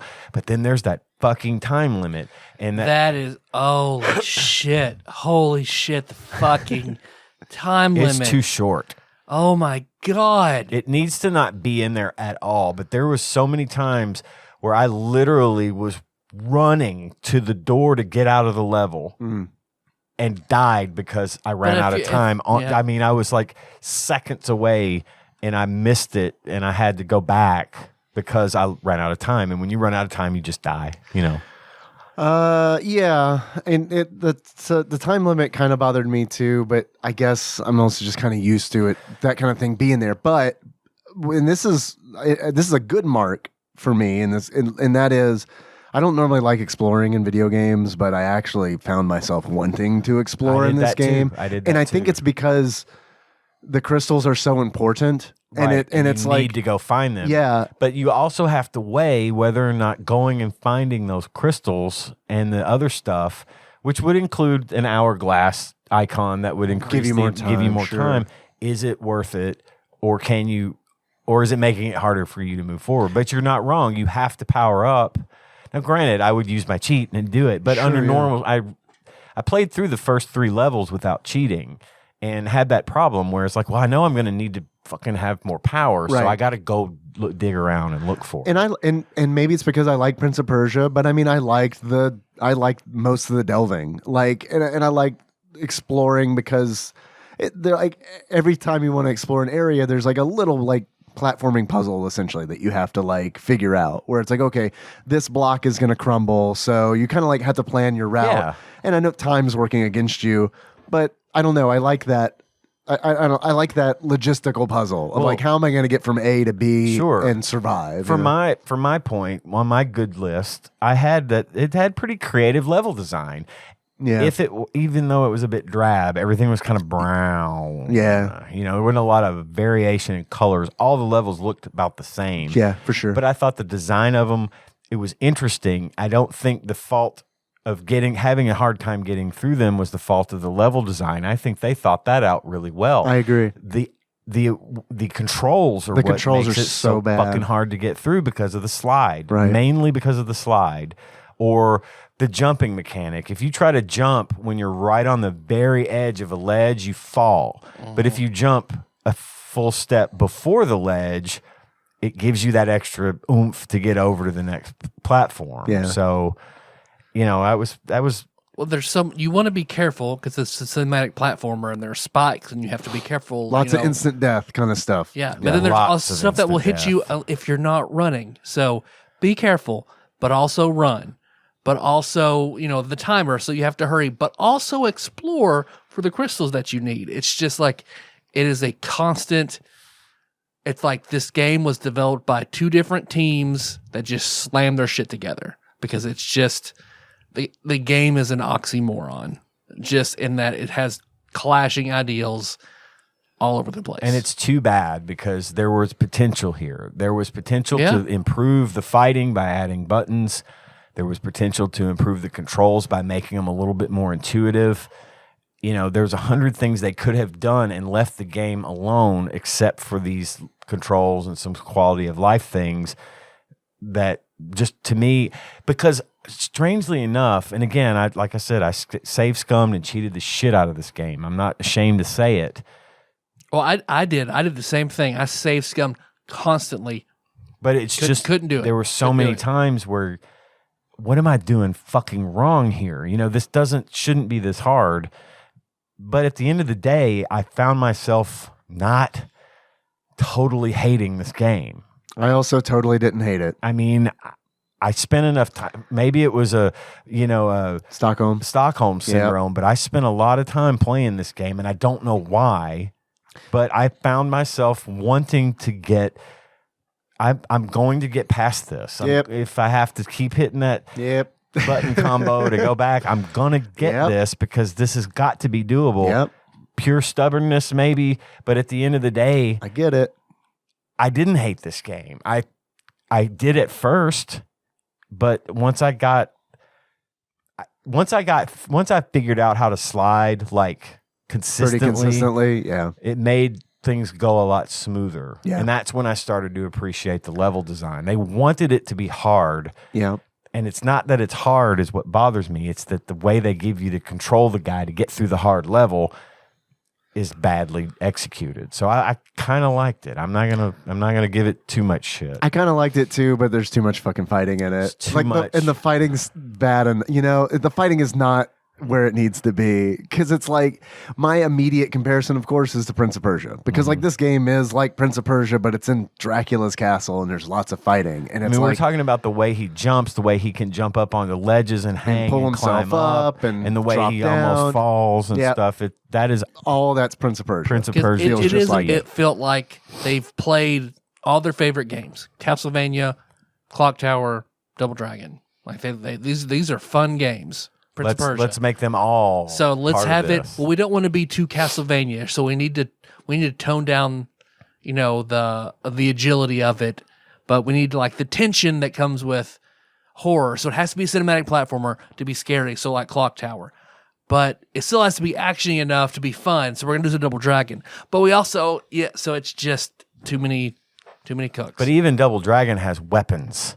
From time to time. Give him have a baseball bat or a fucking big giant candlestick. Let him or find something. I don't magic care. rings so he could have like a flaming punch or anything like that. Anything that would have given, like, especially later in the game. Now, the monsters themselves didn't necessarily get more powerful. There were more powerful monsters that appeared, but the base monsters pretty much stayed the same throughout the game. And once you know how to beat them, like they all have a gimmick. Yeah, they essentially, except for the Frankenstein's monster, I guess. Because those and the big floating, bloated, fat guy looking. Those are jump kickers too. Are they? Yeah, but see, I could never consistently. I know because they move so fast. Where it's like you have to time that jump kick perfectly. You could also, I found, do an uppercut, but like that was even more difficult to time because it's like, yeah.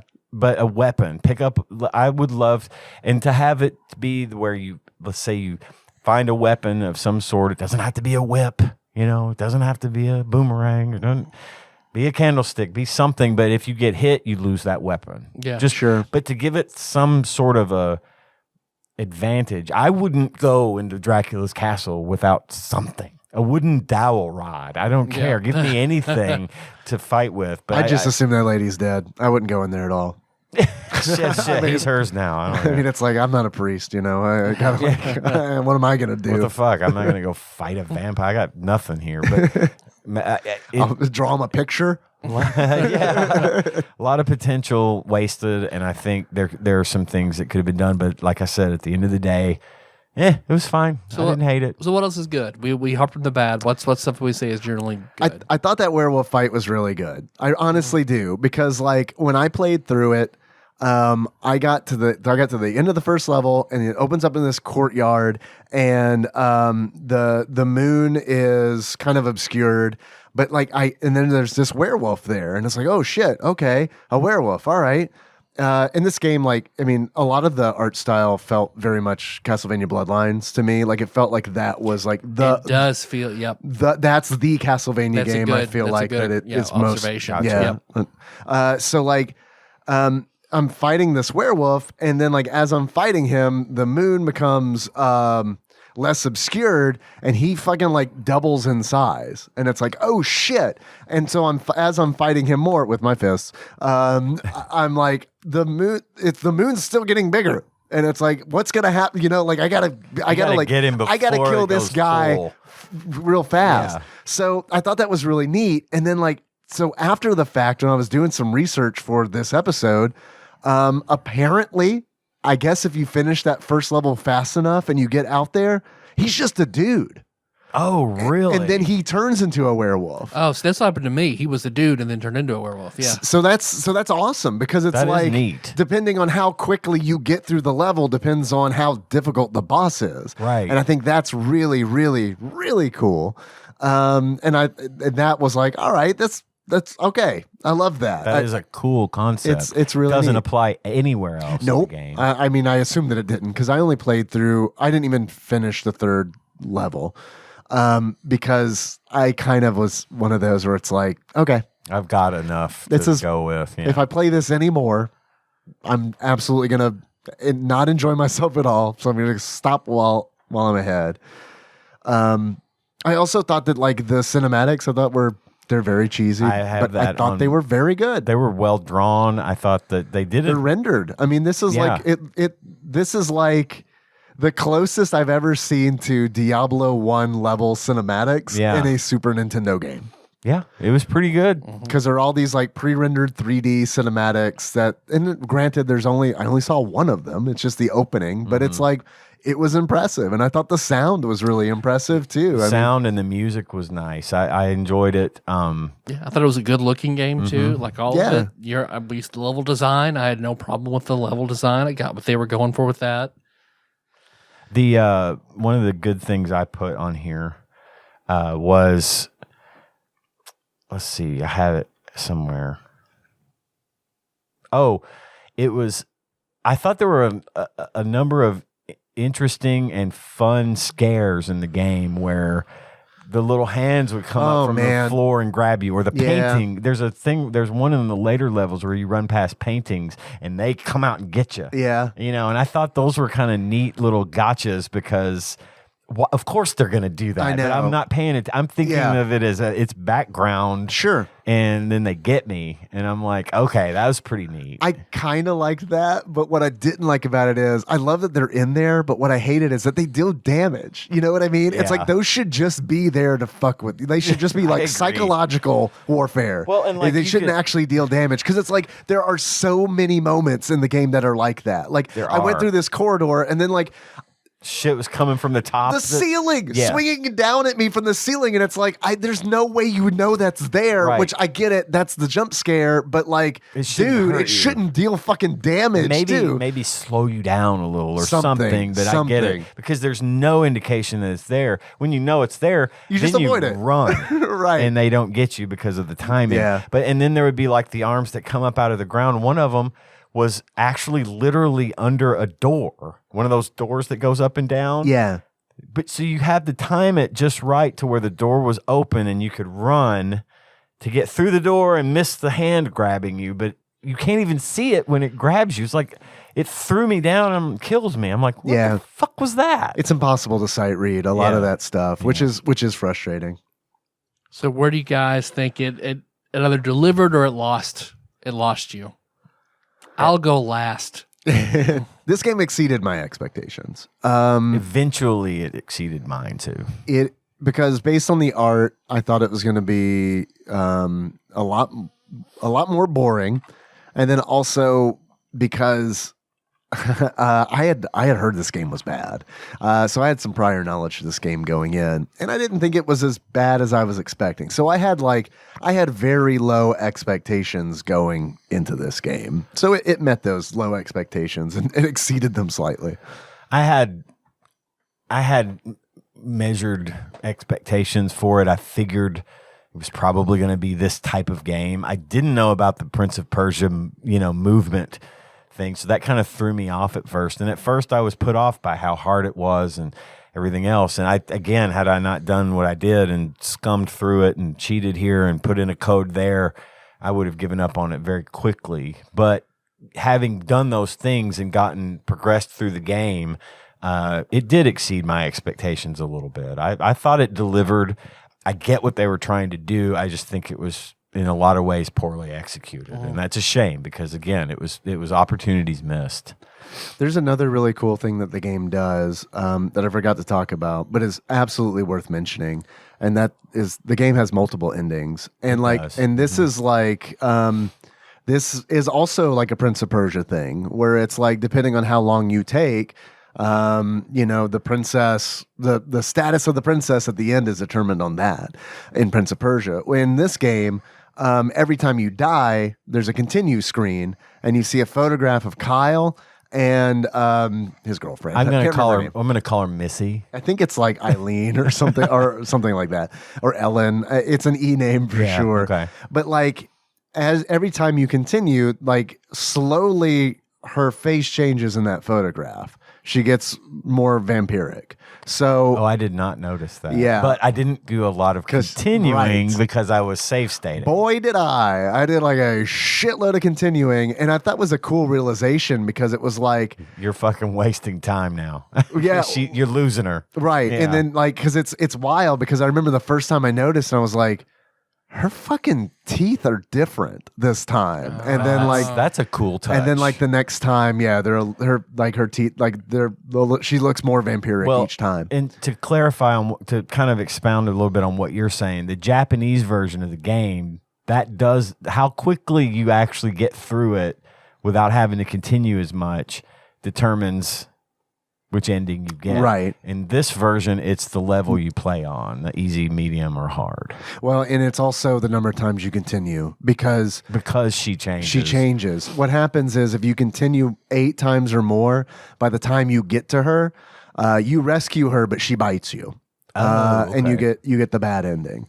And then I've heard that there are 3 good endings. Okay. But I have no idea what those are. Well, I tried one of the things I did was I did set it to hard. Oh, and that's probably what they are. It's probably a good ending on easy, medium, and hard. Right. I set it to that and then level selected Nosferatu's the boss fight. Mm-hmm. He whipped my ass. I mean, I even crystalled up and everything. That dude is like what he does in his fight is. I mean, for one thing, he picks you up and floats up in the air and throws you to the ground. And then he uses magic to pick you up in the air and throw you to the ground. And he kicks you and he drops on you and everything. And I beat him on easy, which allowed me to rescue her. And it just said, "You did great. Try it on a harder level." Yeah. But on hard and even normal, dude was a beast. He was fucking hard. So I didn't have time today to try again. Sure. But yeah, it's a tough fight.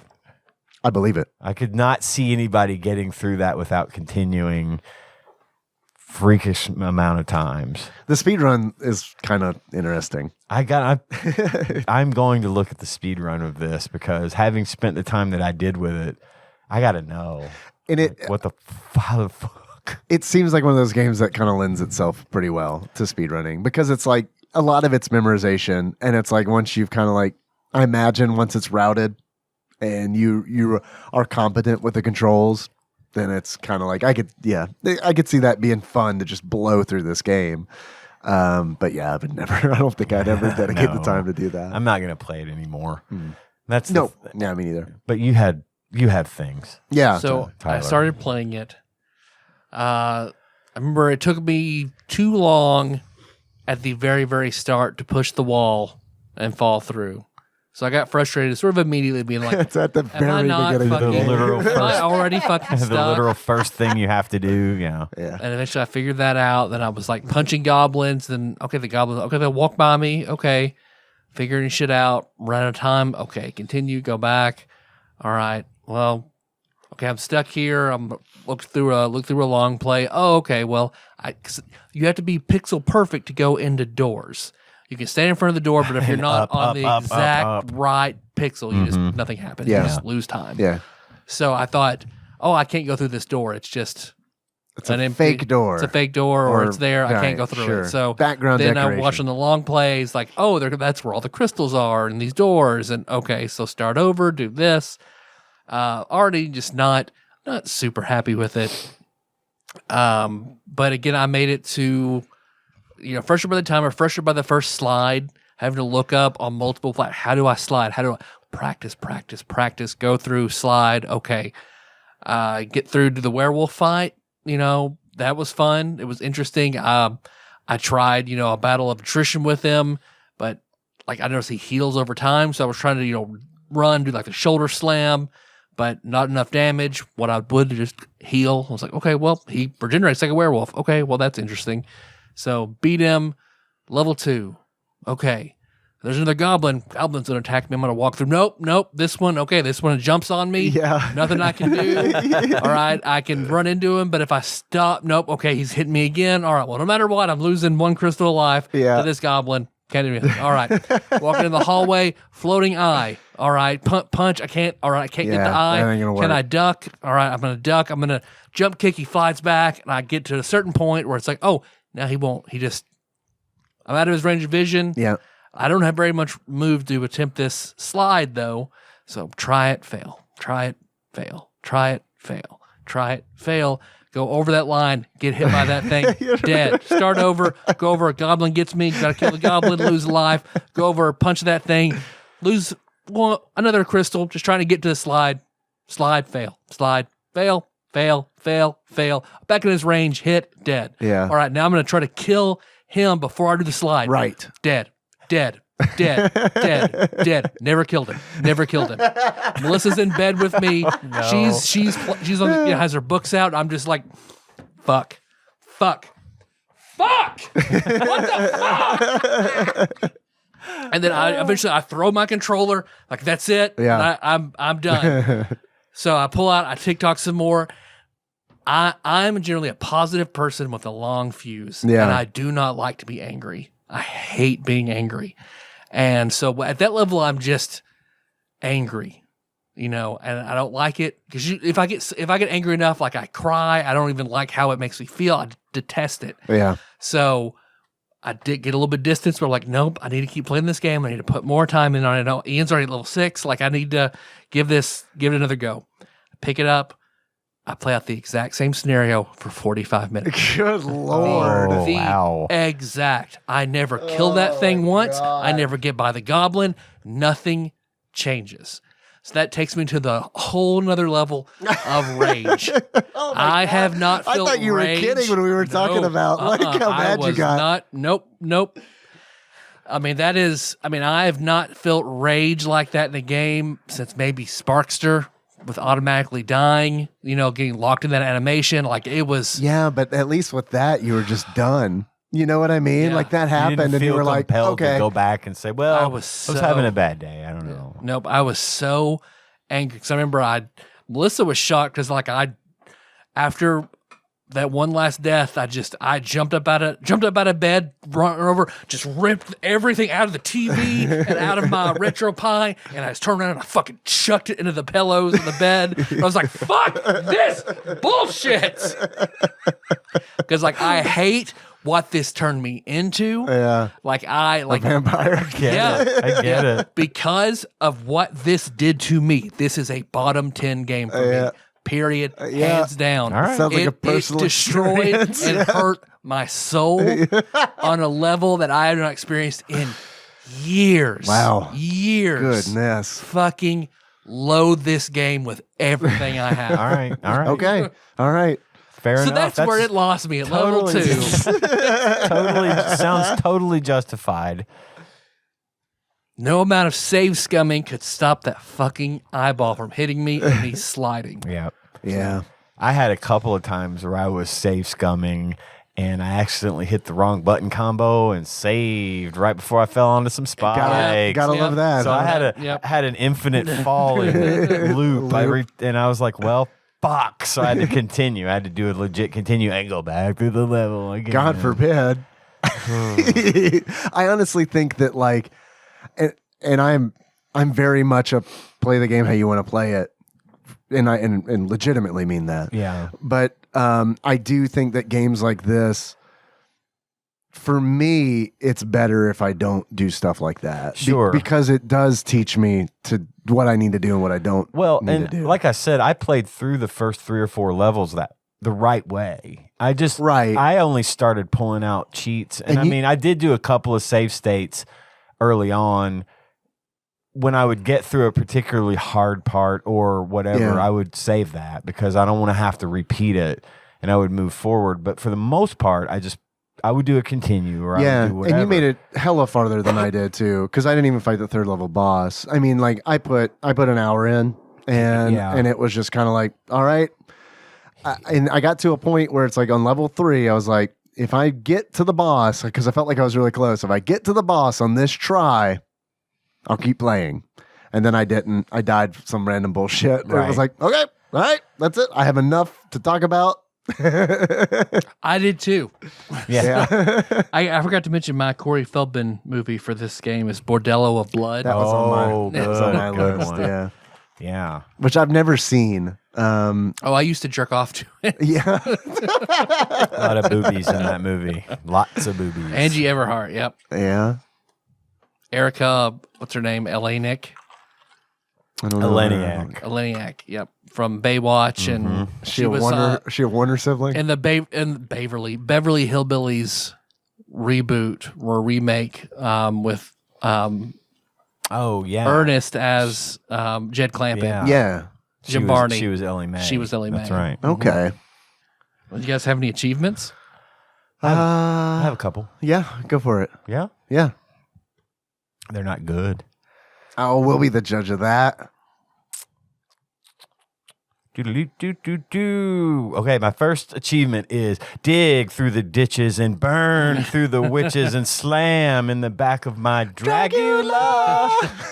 And to get that, you got to slide under a gap, run past a bone zombie, and then die under some spikes. God damn it, Ian. You told me these weren't good. What the fuck, That is man? a thing that you have to slide under a gap. Right behind the gap is like a bone zombie. So you have to get past him, and then there's those fucking spikes that come out of the ceiling that are like in a blink of an eye. I did that, got past the monster. I'm like, yeah, and then spikes right in the head. So that was that. Yeah, those spikes suck. They do that. They set you up. And that goes into the level design where it's like they do design the levels where it's like you have to run fast through the section, and then we're also going to put spikes at the end of that section. So and slowing down when you're running, you got like 5 steps of slowdown, so you're gonna run right into some spikes. Yeah. My next achievement is Nosferatu. And to get Nosferatu, you get 5 items from one chest. And then my last achievement is grab me like one of your French paintings. And that is get grabbed by one of the paintings. The jump scare. The jump scare in the last level. Nice. I like those. I have 3. I have take your stinking paws off me, you damn dirty ape. In order to unlock take your stinking paws off me, you damn dirty ape. Defeat Blizzard and Chaos. Okay. At the end of level 2. I have Nosferatu 3. I'm so glad I'm not the only one that went that route. Yes. In order to unlock Nosferatu 3, get all 3 of this game's good endings. And then also, but wait, it gets better. My third achievement is Nosferatu A2, Aaron. In order to unlock Nosferatu A2, Aaron, beat the game and get bitten by Aaron. She's the one you're trying to save. Tyler, do you have any achievements? I've got 2. My first one is maybe he has agria, and that you beat the werewolf to death with your fist. Agraria being the condition to where colloidal silver builds up in your skin and you turn blue. So therefore your fists would hurt a werewolf. Right. Werewolves. Yeah. Okay. And then I thought Agraria was a German board game. Silly me. I'm probably saying it wrong. And then the last one being, God, you guys got any crystal? You unlock that by getting 10 crystals. All right. Crystal Light. Unlock that by only finding 1 crystal in a chest. Man, that was always a bummer, dude, where it's like, oh, a chest. There's fucking 1 thing in here? Are you kidding me? This is hard to get to. Dark crystal. Have the fucking gargoyle just eat all your crystals, and you don't even, because you're standing behind a column and you don't realize what's fucking happening. Yeah. That happened to me. I fucking hate those things. I fucking hate those things. All right, that was good. Rent or buy? Rent or buy? Probably can guess Tyler's answer. Watch a YouTube video. Yeah.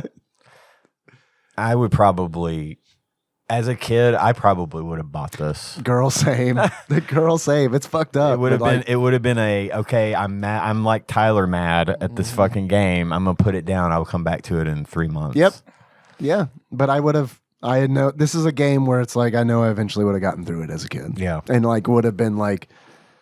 I would have taken it in small chunks, and then over like the course of a summer, kind of like bang it out. Yeah. I mean, I made Paul Kluel playing Blood Bowl look like that's rational. Like how mad I was. Well, I can bring over a Coke Zero box anytime. People seem to love that, so you can have your own Coke Zero box experience. Oh man. Because Melissa was like, "Are you okay?" No. Just keep studying. You guys, how much do you think this game is? If you were to buy Nosferatu, how much do you think you would pay for it? Well, if you're Ryan, it's what's free. one Tinder date cost? If you're Ryan, it's free, right? Yeah. So you just, I don't know. I'd say I'd put this one pretty high. Well, we know it's high. That's a safe bet. How do we know? Well, just because of the rigmarole that Ryan went to get it. Sure. I mean, I'd say it's probably $115. $115. Yeah. 175. 175. It's gonna be up there. Well, you guys are both correct in that it is over $100. The price of Nosferatu for the Super Nintendo loose, on average, according to PriceCharting.com, is $107. Okay. Is it worth it?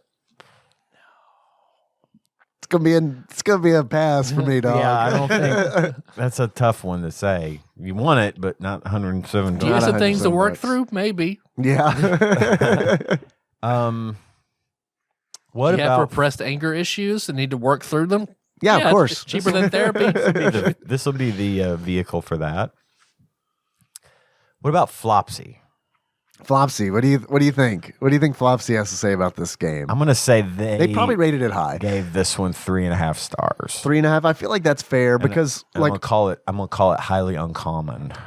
yeah, very uncommon. Very uncommon, Yeah, yeah. I think that's probably a safe bet. I know that like all the reviews I found from like GamePro and all that when this game came out were above average. They were above average reviews. And like another like weird thing about this game was that this game was announced before the Super Nintendo came out. So like this game had a very long development period, which seems very weird to me because it doesn't really have a lot of polish. There's technically 12 levels and 6 bosses. Which is short. I mean, it's like a short game compared to some. especially like compared to the closest thing on the system, which is Prince of Persia, which is fucking enormous. Right. That game has so many fucking levels Right. that it's just like when I read in the instruction manual, this game has 6 levels. It was Speedrunners beat this game in like 38 minutes or something like that. Yeah, it's in that range. What do you think? Stars. I want to shit on it some, so I'm going to say 2 stars. And maybe it's rare. I don't know. Okay. They're very kind to games, I feel like. And the Ultimate Nintendo Guide to the SNES Library 1991 through 1998 by Pat Contry, courtesy of Monster Mold Mike. They gave it Nosferatu 3 stars. 3 stars. And this is a very uncommon game. Okay. The instruction manuals were out there for like, I was looking for the Over instruction manual $100. before you sent the one you sent. Oh, yeah. Yeah, the instruction alone is $100. Yeah. So, yeah. Yeah, instruction manuals, they're wild, dude. Because it's one of those where it's like, I guess it's just like collecting anything, you know, where it's just kind of like, well, there aren't a whole lot of Nosferatu instruction manuals out there, you Right. know? So, I don't know. Does this game belong on TADPOG's Top 100? No. No. Does it? I think it belongs on the bottom 100. I agree. I think Clock Tower, that's the good version of what this game was trying to do. Yeah. Bottom 100 for me. Yeah. Yeah, for sure. It's Not that it's high in the bottom 100. Yeah. Because again, I've spent more time with it than I thought I would. Yeah. So It's not bottom 100 for me, but I do think that it, just because of the experience that you had with it, Tyler, I think it belongs on Tadpog's bottom 100. yeah. God, it's a bottom 10. It's a bottom 10. What's down there with that? Street Hockey 95. Street Hockey 95, Sparkster. race driving. Yeah. Good old race driving, which is another one that I'm kind of like, yeah, it's okay. That does run at 3 frames per second. That's okay. That 4-wheel drive game. Yeah. Okay. Yes, yeah. All right. It's filling up. Yeah. Bottom 10's filling up. Filling up. Tyler, if you were to give this game a beard that sums up how you feel about it, what kind of beard would it be? I would give this, and granted, I do like this movie. Nick Cage's beard from the movie Pig. Yeah. Okay. Because I did like Pig, but it was nothing at all like what I expected. Sure. And this game was nothing at all like I expected. Okay. All right. If you were to give this game a pair of glasses, what kind of glasses would you give it? The glasses worn by, as his friends call him, Eddie Jimmy Almos in season 5 of Dexter, to where he is the sort of quote unquote the mentor to the apocalypse killer in season 5. That's played by Colin Hanks. Mm. And it Tom's boy. Tom's boy, and then it turns out he's not even real. Fuck it. But that there are like, I mean, come on, right? That's like a serial killer a year in a city. That's pretty fucking rough, right? Don't go to Miami. That's pretty fucking rough. Yeah. Ignore what Will Smith says. Do not go to Miami. No. I think that's it, right? Do we do other things? Not for these. Not for this. We do our go to the community corner. Yeah, we'll go to break. Take a break. Get back into the community corner. I got a package here in this bag, and I got a quiz, and we got all kinds of fun stuff to kind of de-stress from Nosferatu. Yep.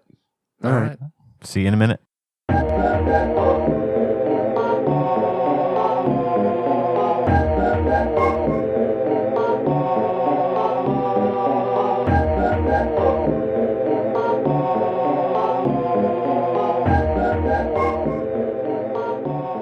We're back Community corner. In Super Bowl in form. pod form. So there's a package in my hand. It's a package. I don't know who it's. Holding on to something feels like a book. I don't know who it's from. Tyler's holding my package. I have a It guess. feels wonderful. It's very warm. I have a Warm, guess as to what is a in little there. moist. What do you think? I think that is the Gremlins novelization. Gremlins 2 I bet you're novelization right. is my guess. And if that's the case, then that means that we can each have a copy. I feel various things sticking out of it. Oh, okay. All I have right. no idea who it's from. It says on the label that it's like just from Goodwill. So I guess Goodwill finally got our. Be the novelization of Gremlins 2. The You new are batch. Here, look at that. Look, I brought mine too. Would you like to read from them You simultaneously? probably should. Here, all right, great. I'll read the parts of Zach. Listener, we're gonna need a third copy of the Gremlins 2 novelization for Ian. And somebody's getting it right now. All right. I was hoping there was some kind of letter in it. Is that just like a shipping? Just the tracking Yeah. information. All right, Tyler, if you would, please. Let's turn to page 86 of Gremlins 2, the new batch. Here they grow again. Everybody open up your gremlin hymnals. Your grimnals. You're right. Let's have Gremlins 2 church. That'd be fun, right? You said 80 what now? 86. See, I'm not wearing my glasses because Jack got a hold of them again. Oh, no. Did he tear them up? Oh, yeah. Oh, yeah. Oh, man. Now I can't even wear it. Like last time I could kind of make do until but no, not wearable. Did he just like twist them up or Yep, something? yep, Yeah. yep. The lenses are fine, so I'll just get new frames for them Yeah. again. But Yeah, Clementine got mine a couple of years back, and boy, dog is lucky that she still lives with us because I was fucking pissed because it's like I need these. Yeah. I need these to see. This isn't just. This goes beyond you've destroyed something of mine. Like I need these. you said 80, halfway through 86, 86. starting with wow. Oh, there are different editions because mine starts with Billy. I thought you meant halfway down. Yeah, Billy at the top. Yes. Let us read. Billy had to agree. Well, in there, everything's business. Marla's tongue slipped out and softened her lip gloss so that it gleamed in the Canadian candlelight. Right, now, let's talk strategy. You realize this changes everything. For you, me, the department, what does? Your relationship to Mr. Clamp. Your access. I can see a future, Billy. I see more office space. Embossed letterheads. I see us. Her voice lowered from a cat-like to panther-like. I see us swallowing up the publicity department. Wow.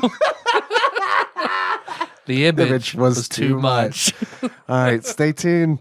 Next week, we'll do another random rating from Gremlins 2, the new batch. Canadian Candlelight. Canadian Candlelight. Yeah, it's a more polite, softer candlelight. Yeah. you like soft candlelight? We made it softer. There's a whole bunch of semi-trucks blocking the candlelight, however. So And Nazis there for some reason. So thank you to whomever sent the second copy of Gremlins 2, the new batch. Again, we need a third one so that we could each have a copy to read from. Do a triple reading. That's right. I have a quiz that came in from one Ross Rachel Green from across the pond. If we would like to take that. Let's do that. This quiz is entitled Return of the Mac. It's about it's about all the things named Mac. Like the Big Mac, Bernie Mac, Mac at Night, Yep. Joe and Mac.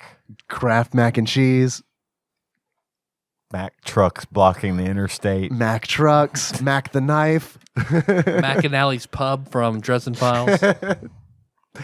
and that's all the Macs that we know. That's all the Macs we know. A random taxi driver from the New York 1940s. Mac. Little Mac from... Oh my God. Yeah. From Punch Out. Man, I can't believe it. He's like the last one that we mentioned on this retro video game podcast. Ross begins. So there was no quiz last week, which will likely be known as the Black Week forevermore. There's no reason or excuse. I was just tired and didn't get around to it. That's a reason. That's a reason. And an excuse. And it's, yeah. You're under no obligation to us, sir. No. We appreciate what you do. Get your rest. Absolutely. Yes. Anyway. He never responded to my David Tennant in the Rain gif. Oh, from that. Anyway, I have had an MMO craving for a while. Something with good PvE and crafting. And people's best recommendation is Final Fantasy XIV, which I have already played a lot of and didn't know if I could be bothered to go back to it. I resubbed and must have put 10 hours in over the weekend. That shit is like crack. Now we get to the real reason we didn't get a quiz last week. 40 through 39 DC this week with a special fuck, marry, kill. Uh-oh. Final Fantasy XIV, that is a game that I constantly want to resub to and play. But the problem that I run into is I'm always in one of two camps with that game. I feel like I'm not getting my money's worth because I'm not playing it as much. And then the other side of that is I feel like I'm playing it too much. So like there's no happy median. Like there's just one or the other. So I'm never like, it's a great game. I think it's like, I really do think it's a great game, but it's anytime I play it, it's just kind of like, I don't know. There's a whole bunch of other things that I want to do. But I also want to feel like I'm getting, because it's paid, I want to feel like I'm getting my money's worth out of it. So I don't know. Good luck with Final Fantasy XIV. First question. This game was the sequel to Rival Schools, but with a different name. Rival Schools is a good Capcom 3D fighter.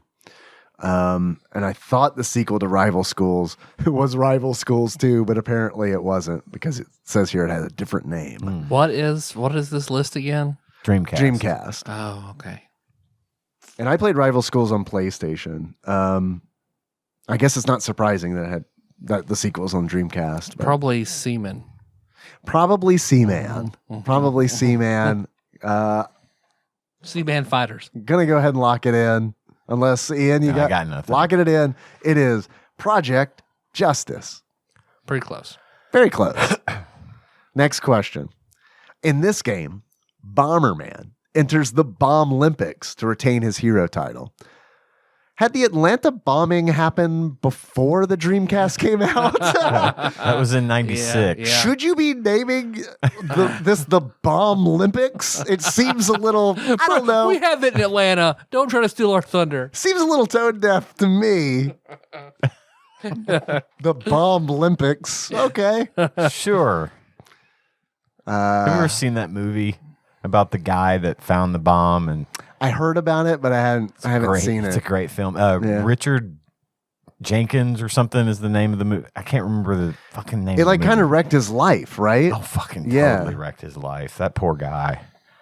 Just for like finding the bomb, yeah. Yeah, and like doing. They what said, he was- he must have been the one that planted it. He found it. He must have been the one that planted it. And Yeah. They had fucking the press camped out of his apartment. He lived with his mom. They fucking parking lot full of press constantly. There's a whole thing. I gotta find the name of it so you can put it in the note. Yeah, what I find is I don't watch movies like that. I listen to podcasts about them while I'm at work. Mm-hmm. And then it's kind of like, Oh. I can kind of be part of this The movie movie's called Richard Jewell. Richard Jewell, Jewell. And he plays the guy in it. Plays the fella. He wanted to be a cop. Yeah. And he failed the psych tests and stuff. And he ended up becoming a security guard. And he was actually the one that found the bomb. And right before it went off, he got a bunch of people out of the way. And then they were like praised him as a hero at first, and then they started thinking he was the one that planted it. And it follows his whole thing. Kathy Bates plays his mom in the movie. Highly recommend He's it. the Waterboy's brother. Yeah, Canonically. he could be. He could be that foosball. But that's also Mario versus Sonic in the Olympic games. games. Mm. Gonna go ahead and lock it Do in. that. It is Bomberman Online. Bomberman Online. Next question. This management sim sees you overseeing such transport as the Trevithick in 1804 and the E412 Brenner in 1999. Is this trains? Train tycoon? Was there like a train tycoon sort of game? Probably. Ticket to Ride. Ticket to Ride. It's a good board game. Good song. And a too. Beatles song, yeah. Trains. Exclamation mark. Locking Online. it in. Online. Trains are back. Dream Trains Hey. for Dreamcast. Hey, remember Online. trains? They're back. Locking it in. It is Railroad Tycoon Counting it. 2. We're counting it. Yeah. Oh, I'm sorry. It's actually Railroad Raccoon. Oh, well, then forget it. Rocket's father. Next question. This online party game had a distinct Polynesian influence. Polynesian worms. That's a disease, isn't it? Worms. Man, I went to Hawaii and all I got were these Polynesian Polynesian worms. Polynesian worms party. I mean, that's as good a guess as I've I got. feel like I'm going to remember the name of this once you say it. I'm but not. I don't know. I feel like I am not. Polynesian worm. Polynesian worms, locking it in. It is Ooga Booga. Nope. Ooga Booga? You guys Okay. remember Ooga Booga, Booga. right? No, the Polynesian Cavemanny's game. favorite game.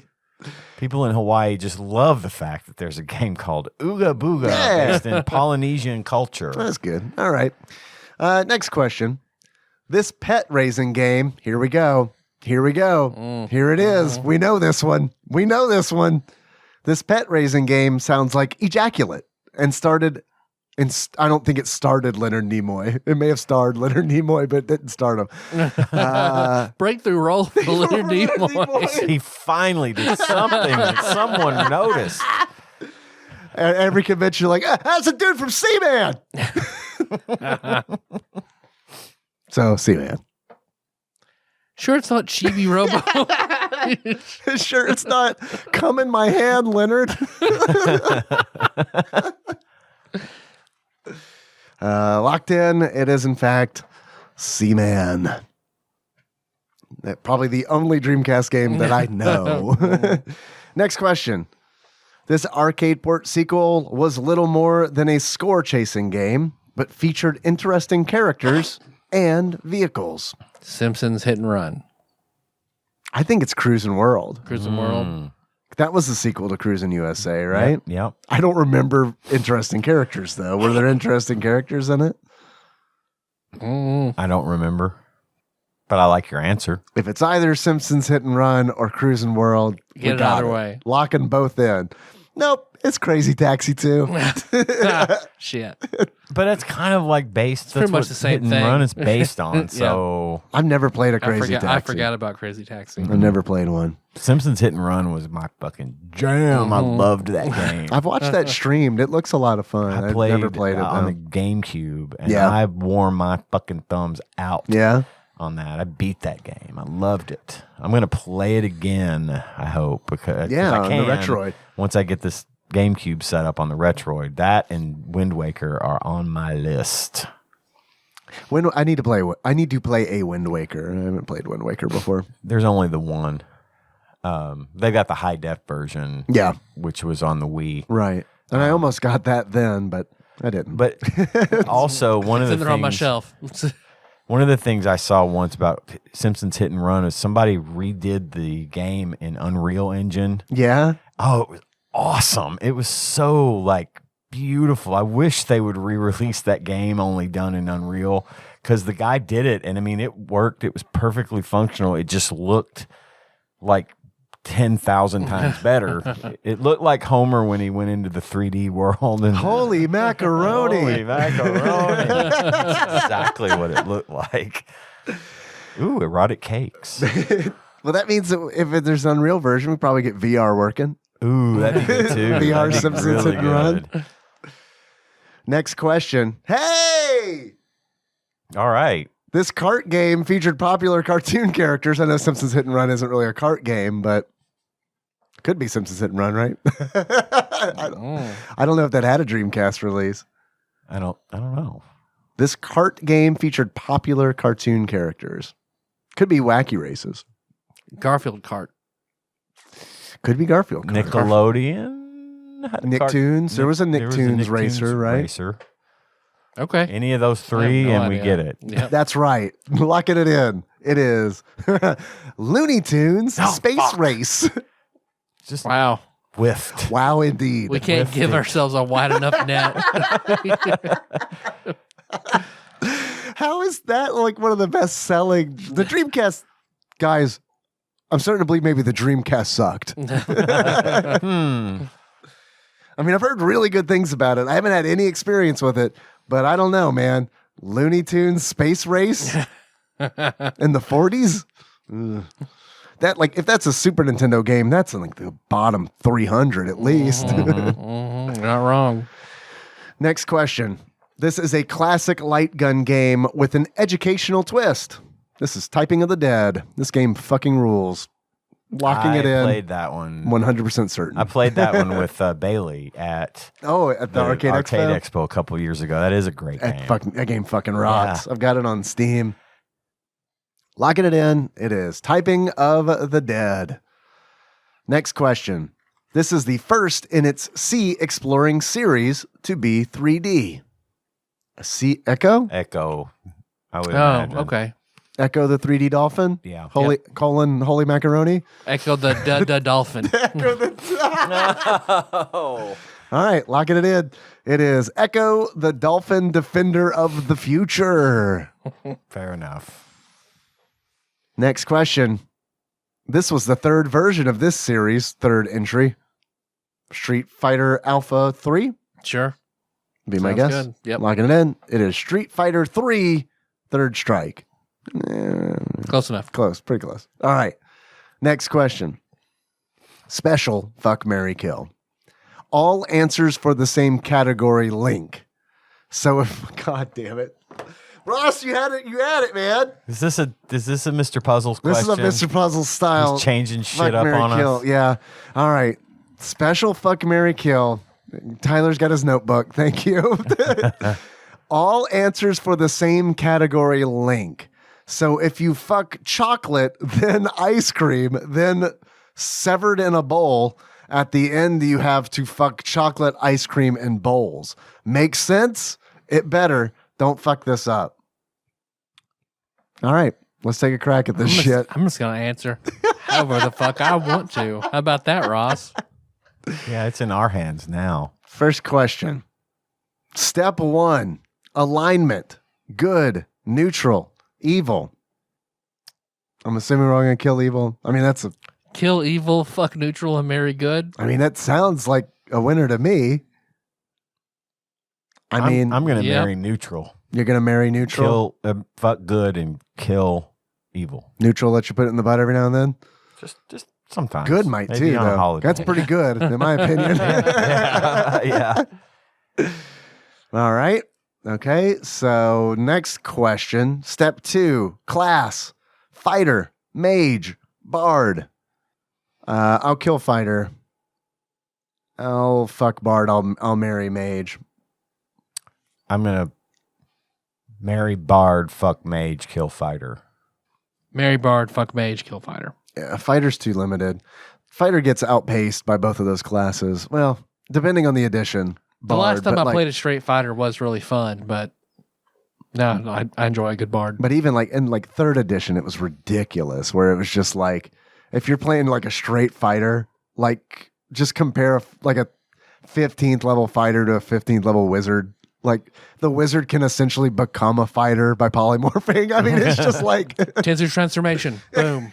right. Yep. I'm a fighter. Yep. Next, Or the fucking cleric. yeah, clerics. Right. Yeah, Righteous might, divine power, divine luck. Like, yeah. fuck a marry kill. Step 3: race, half orc, halfling, dwarf. He doesn't have any of the good. He doesn't have any of the good ones in here. I'm going to fuck dwarf. Oh, you're gonna fuck dwarf. You're not gonna marry dwarf. Oh, that's what I mean. You're right. Oh, I was about to say that is a surprise. Marry dwarf, fuck halfling, kill half orc. Mine's the same. Yours is the same. I am. The good races aren't in here. You don't have any elves in here. First of all, Mm-hmm. don't have any gnomes in here. What the fuck? Yep. What the fuck? No half elves. None of that shit. No. I like dwarves. No warforged. Ah. I'm gonna kill half orcs. I'm gonna fuck dwarves, and I'm gonna marry halflings. No whisper gnomes. Got no whisper gnomes in here. No, nothing. No Severneblin. Nothing. Next question. Who's marrying a good half-orc fighter? None of us. None of us. None of us. But I guess that's what Ross is. He is marrying. I guess I am marrying a good halfling mage. I'm all right with that. I'm marrying a neutral dwarf cleric. Okay. A good bardic dwarf. All right. Or no, bard. I said cleric. I meant bard. Yeah. So me and Tyler's the same, except mine's neutral. Except the alignment. And his is good. Yeah. Okay. Thank you, Ross. That turned out, Ross. Yeah. All right. Yeah. All right. I like where that went. Made sense faster than I thought it would. Well, we've been trained Yeah. by Mr. Puzzles. Who's fucking a bowl of ice cream? That is probably gonna do it. This is gonna be a little bit shorter because I know, Tyler, you got to get out to a birthday party, right? So Tentatively, yes. I'm not sure there are enough beds now, but I'm trying to work that out. okay. Well, it sounds like we should probably end this so that can get worked out. Are we gonna do what's next? Do you want me to pull a game? Let's go ahead and pull a game just in case, but the plan will be to start session 0 of the tabletop game on Thursday. Okay, awesome. All right, so you want to grab that bat there? Go ahead and plug it up. Post it up. Plug it up. Style. Plug it up. Turn my no on a random direction. Say the prayer. We all love to say. Beep-doop, boop-doop, beep-doop, boop-doop, beep-doop, boop-doop, beep-doop, boop-doop, boop, boop, boop. No whammies, no whammies, no whammies. Stop. 694. We all know what it is. I think it begins with a W It does. and ends in Ing Commander. It does. 694 Wing Commander. Well done, Ian. Man, you did the whole like Professor X. I saw you. I did. Your 2 fingers to your temple. Uh-huh. We need to also Is that a Mark say, Hamill? for the record, I think what we need to do here is not forget to include Wing Commander: The Secret Missions, which was released after that. It was just sort of an additional game, but it's another game. It falls under the same category. So we cover I think Knock 'em both out. in this. Did that have a Super Nintendo release as well? Yeah, Oh, yeah. okay. I believe so. Okay. I was reading a little about it after you told us what it was going to be. Yeah. We rolled early because we weren't usually sure. don't do that, but because of the tabletop Now, game. I wanted the extra days to play a little. Sure. But there was I think it was a release. It was called Wing Commander: The Secret Missions. It's in my list. Yeah, dude. Yeah, totally. It did get a release Because I'm in It's Flopsy right now. Okay, cool. Yeah, Wing Commander and Wing Commander: The Secret Missions. So okay, that ticks two off the list. great, So. great. I'm Cool. glad you looked into that. From what I understand, it's just more missions. But yeah, Now, I'm sure we will get to this in the episode, but like Wing Commander was a PC game, wasn't it? it was absolutely a PC Okay. game, That's and the I one with Mark played. Hamill, yeah? Right, Yes. right. Thinking, yeah. I played the shit out of Wing Commander on PC. Okay. It was one of my That's favorites. great. It kind of felt like that might have been one that you would have been into Oh, I for loved sure. it. I loved It's the gonna PC fucking version. rule on Super Nintendo. You're gonna probably Those ports absolutely always love go it well. on Super Nintendo. Yes. Remember, I found out that the game we're playing is Wing Commander on Thursday. It's Sunday. Just take that into account. Okay, I see. You have a little See you next experience. week.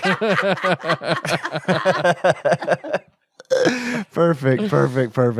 I wonder if Mark Hamill's like on the cover of like Wing Commander SNES because there's no way he's in the SNES version. I mean, like, There's no picture that says Mark colon every time there's. Oh, it's Mark. Well, I will tell you. oh hi, Mark. I will. There are no voices. Yeah, okay. It's just text right. to read. Yeah. It's a Super Nintendo It, cartridge. there are stage notes where it's like read in voice of Mark Hamill. Yeah, exactly. A little bit of Joker inflection, but not too much. He did the. Well, we'll get to it. All right, yeah. I'm excited to talk about it. I haven't played it yet, but I'm excited to talk about it. Well, thanks for listening, everybody. You can find the show on, iTunes, Spotify, YouTube. What's that other one? Stitcher. Yeah. Yeah. We're everywhere. Just Google it. Play. Google us. Search. We've You'll got all find it. different formats Podbean. of social media. We're Yeah. You can find that everywhere. on TADPOG.com. We're all listed all over the place, all over there. Yeah. Let's see. If you want to send us something like another Gremlins 2 Yeah, cover, please. We're in desperate need of another Gremlins too. that'd be TADPOG Studios, care of Nicole Nance, PO Box 3785, Paducah, Kentucky 42002. If you want to give us a call, we're taking those again more and more, 270-883-2555. And most importantly, we got this Patreon I'm trying to pull up right now. That is patreon.com/tadpog. There are a lot of cool people who donate on there. So thank you. If you do, we really appreciate it. And according to the notifications, we have nothing new. Okay. All right. Well, we do have a list of people, though, that dig particularly deep and give us $20 or more per month on Patreon. And I would just like to read that list of names here as our way of saying thanks. Beginning with Temporal Eternal Savior Cubicle Monkey, Usurper Grimm, God Emperor Alex Pena, Cousin David Galino, Plinko Nick Price, Steve Dixon, Cthusiast Jeff Miners, Clambro Cody Phillips, Bantha Master, Executive Producer Dig Duggy, Gamebug Prime Nathan Eaton, Time Lord Josh Edwards, Matt Gentile, a.k.a. Gentle G, congratulations on your marriage, Magical Sleeper, a.k.a. Big Dick Pie Baker Chris Vaughn, Princess Consuela Banana Hammock Flavor Trick Taryn Landon, Pinball Archmage Chris Edler, I'm sorry you could not be on this episode, Platinum member Brett Miller, Sandwich Pope Phil Hawkins, Nate from Utah, first time caller, Drinksmith Joey Webster, Master Cycle Baron Kevin Link, Barbecue Baron Andrew Rowland, General Kenobi Massacre, Sick Jake, we're sorry you fell for the marketing. Thank you guys Thanks. so much. Yeah, it's very awesome of you. Well, our theme song is Moves by Sing More Tribe. Link to that track can be found at tadpog.com. Hey, guys, want to close it out? There's Dracula. Sure. So until next time. Sorry. Dr. Acula. Okay. I'm rewatching Scrubs, so I get that. Great. I'm really actually sad that I didn't have a Dr. Acula achievement. No shit. Damn. So until next time, Tropical Capricorn. I made Garden State.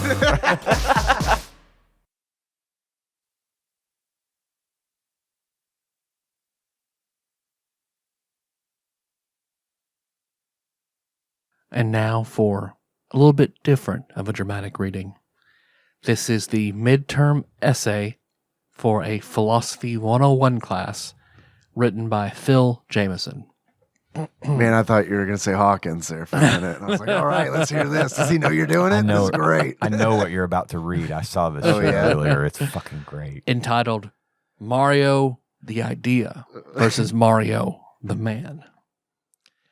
Everyone knows Mario is cool as fuck. But who knows what he's thinking? Who knows why he crushes turtles?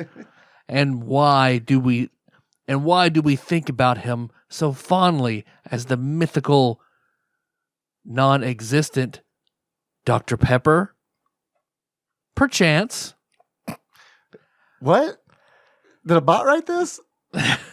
Maybe.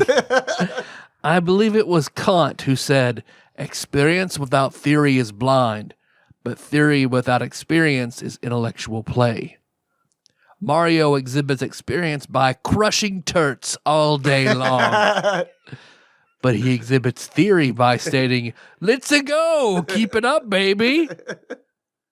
When Mario leaves his place of safety to stomp a turkey, he knows that he may die. And yet, for a man who can purchase lives with money, a life becomes a mere store of value. A tax that can be paid, much as the rich man feels any law with a fine as a price. We think of Mario as a hero, but he is simply a 1%er of a more privileged variety, the life kind. Perchance. I read this earlier.